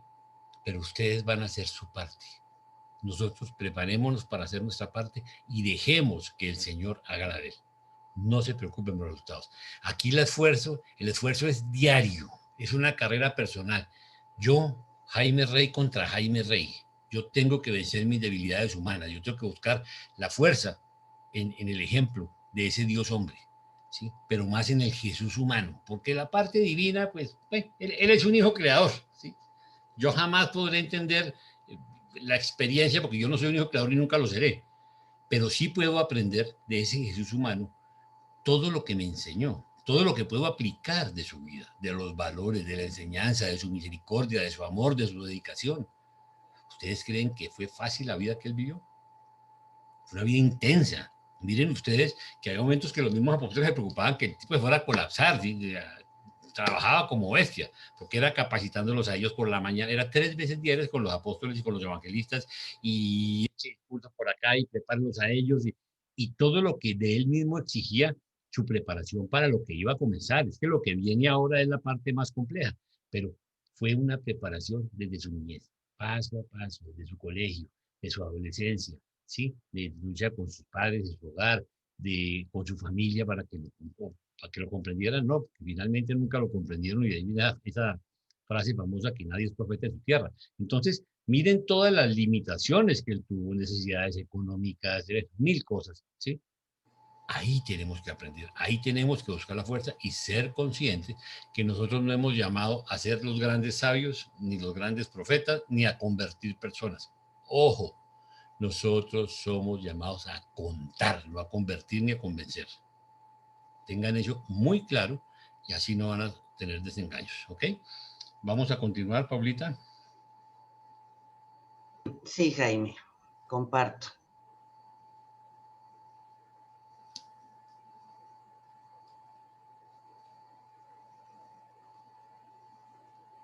Cuando se vea, por favor. Ya. Gracias. 7. En Jerusalén.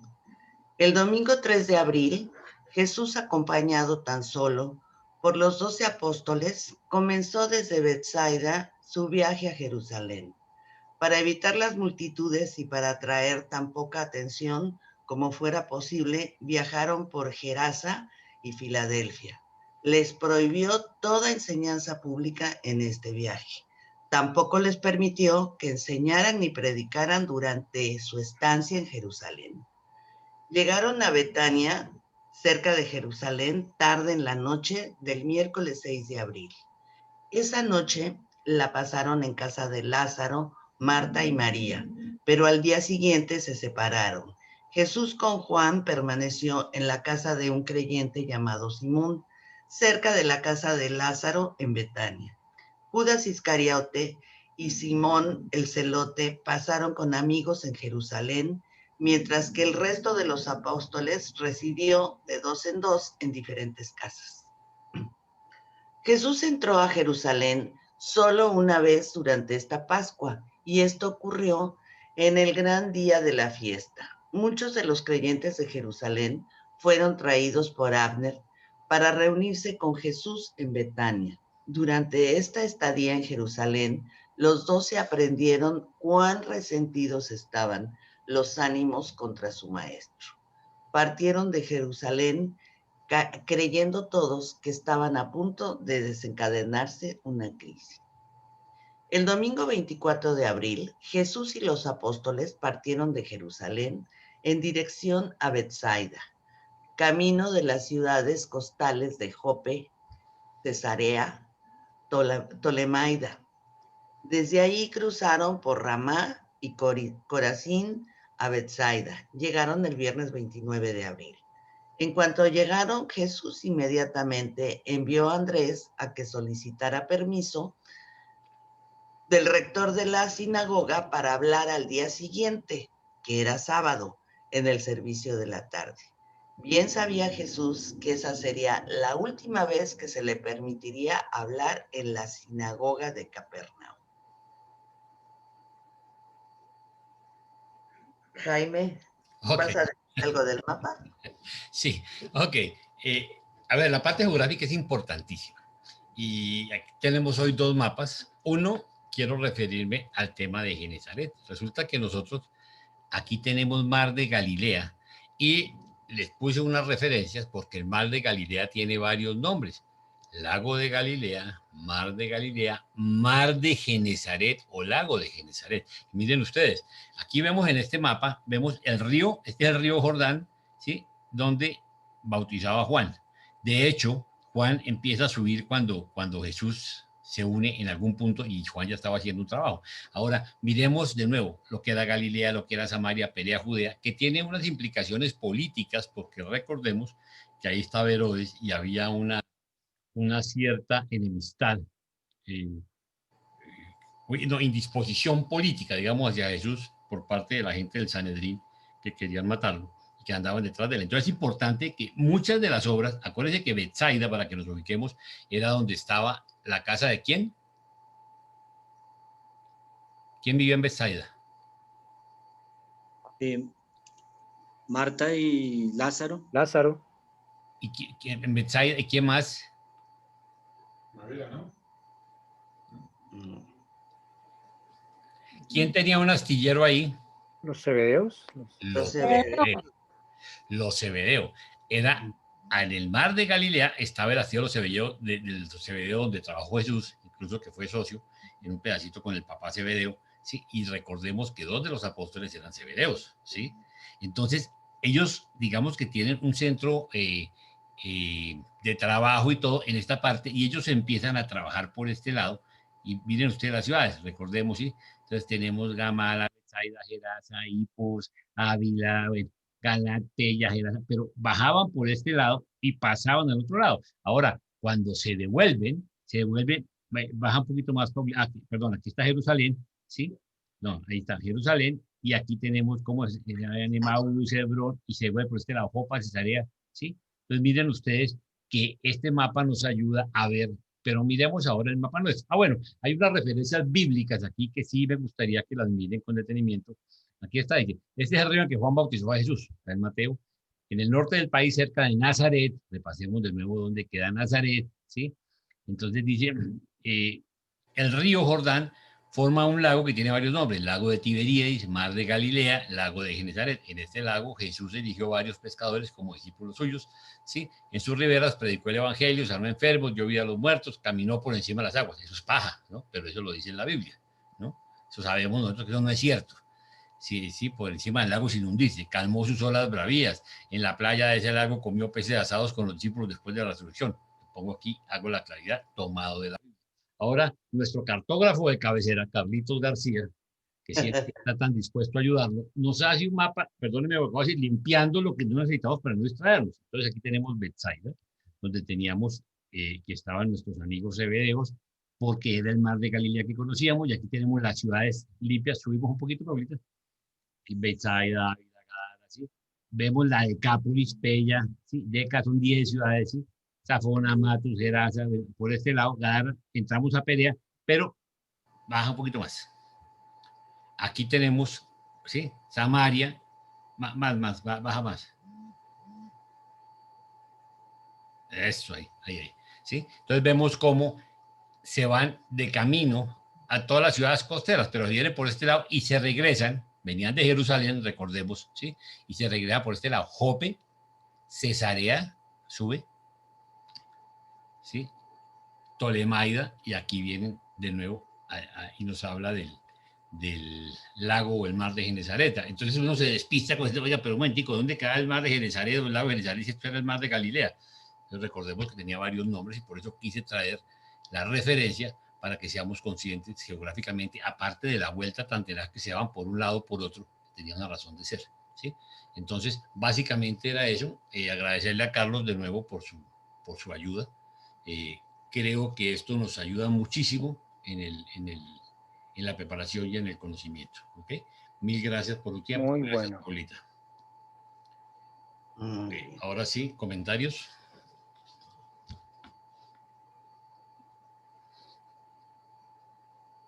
No todos al tiempo. Es clarísimo el mapa, Jaime, con esa explicación ya. No, pero el trabajo es de Carlos, no mío, ¿sí? Yo lo único que hago es decirle a Carlitos para que me ayude, ¿sí? A poner eso, porque mire, uno cuando lee, volvemos al tema, uno lee, está leyendo que Jope, que Gerasa, que no tiene ni idea porque no estamos familiarizados con esa geografía. Cuando a nosotros nos ponen en un mapa y nos ponen, nos ubican en la ciudad, entendemos el tema político, el tema, los desplazamientos tan impresionantes. Mire, hoy en día, hagan un ejercicio, ¿sí? Por chiste, por Google Earth de las patoneadas que se pegaban. Tenemos una herramienta de medición y era una cosa impresionante, ¿sí? O sea, la obra que hicieron ellos, en esa época no había los aviones que tenemos hoy, ni carros, ¿no? Ni trenes, era física a pata pelada.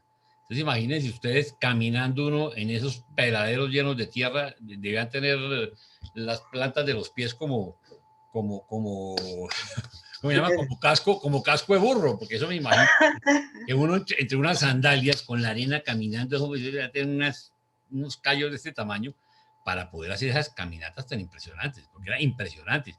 Aparte recordemos las temperaturas, ¿no? O sea, en la época de frío es muy frío y en la época de calor es impresionante. Entonces, todo eso son consideraciones interesantes que nos enriquecen el estudio y nos hacen ver, nos permiten entender también el esfuerzo físico que requería, no solo intelectual, no solo espiritual, sino porque finalmente los apóstoles estaban siguiendo a un señor medio loco que los llevaba por unos lados y los metía en unos líos, ¿sí? Y les tomó muchos años entender que era un Dios hombre, ¿no? Y por eso es tan importante entender la vida de Jesús y dividirla.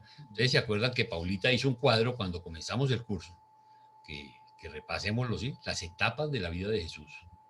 Es muy claro en cada una de las etapas.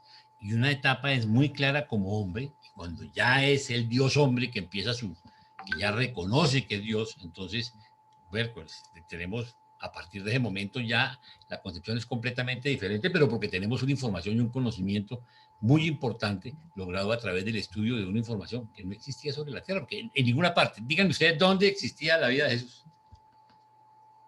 Sobre todo, con todo respeto, ¿no? Serio. Un documento histórico serio, porque acuérdense que nos lo están costando, ni más ni menos que ¿quiénes? ¿Quiénes hacen la reconstrucción histórica? Los seres intermedios. Los seres intermedios, ¿sí? Entonces, ellos son los que llevan los registros. Y acuérdense que los seres intermedios son realmente los pobladores de esta tierra, no somos nosotros, ¿no? Ellos son los que llevan aquí, llevan cientos de años o miles de años trabajando, ¿sí? Y pues estuvieron con Jesús, muchos de ellos de los que siguen trabajando hoy.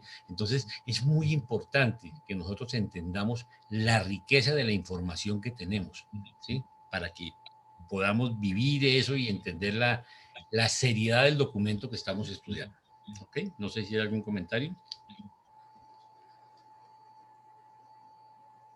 Bueno, mis queridos amigos, entonces nos vamos a empezar a preparar. Quiero antes de terminar, ¿sí?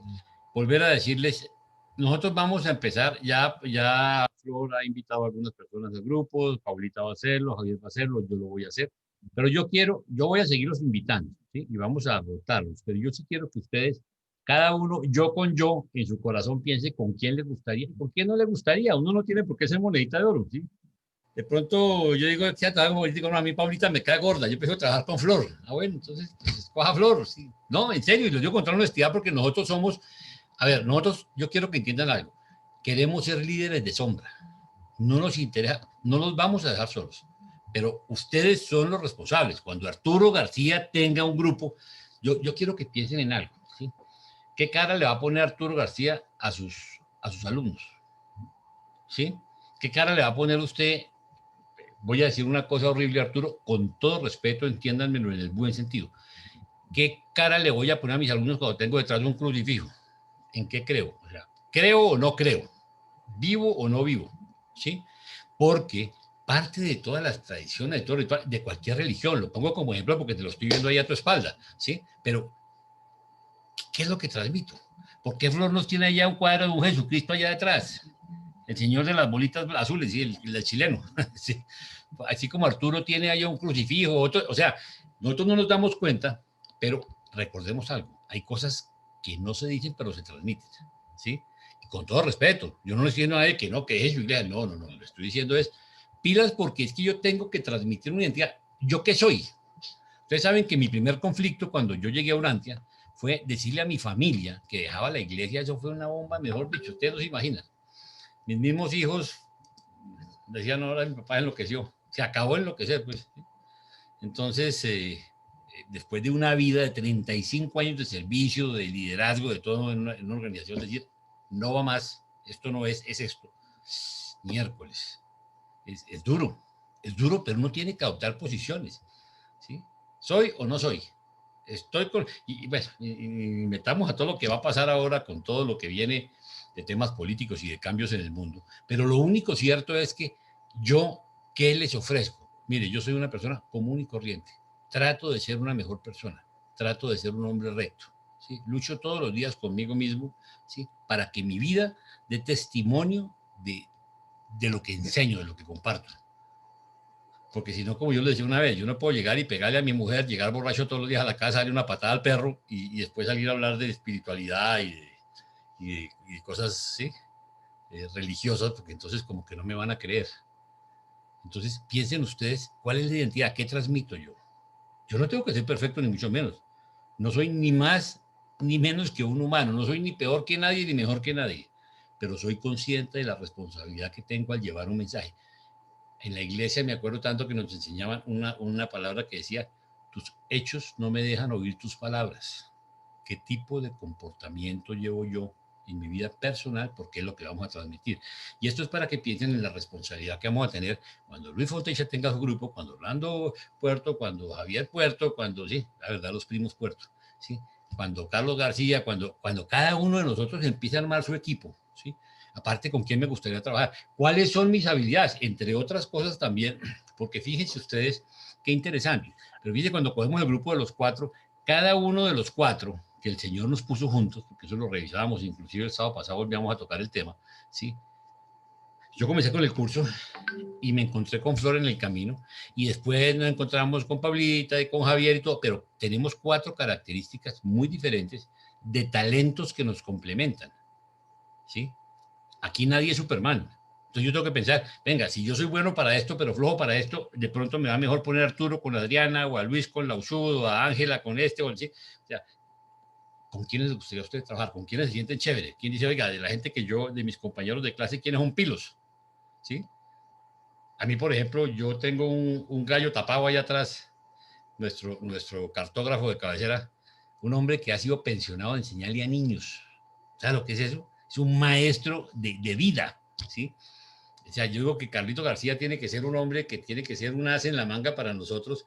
En serio, Carlitos, y te admiro y te respeto, porque es que cuando uno dedica una vida a la docencia, primero lo lleva en la sangre.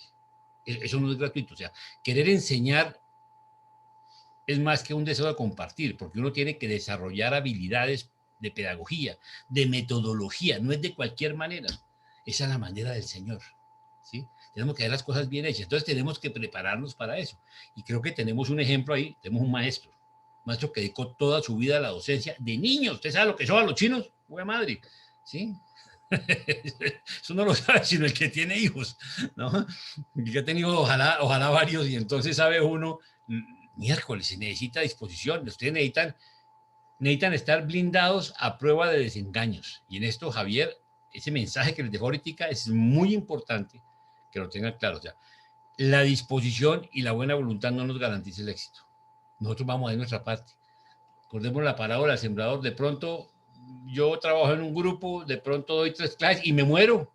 ¿Quién me dice cuándo se me acaba a mí el churumbelo? Por ejemplo, cuando me hablan a mí que cuáles son tus planes de Agenda 2030, para una cosa ridícula, ¿sí? Yo le digo cuáles son mis planes para este año. Con Paulita y con Flor y con Javier estamos viendo nuestra primera meta, terminar el curso de aquí a diciembre. Y vamos a hacer un esfuerzo para hacerlo con excelencia y para que nuestros materiales mejoren y para ayudarles a ustedes y motivarlos a que ustedes quieran ser, les nazca ser unos instructores, unos facilitadores de verdad trabajando en el ejército del Señor. Pero eso no es garantía de éxito. Nosotros vamos a poner nuestro grano de arena, Dejemos que los resultados sean de él. Eso es todo lo que les pedimos. Eso es todo lo que los invitamos. Entonces, mil gracias por su tiempo. Hoy no los molestamos más. Esperamos subir ya la grabación esta noche y que tengan un muy buen fin de semana y ojalá que la compartan con muchas personas esta primera clase del año. Gracias, felicitaciones. Gracias.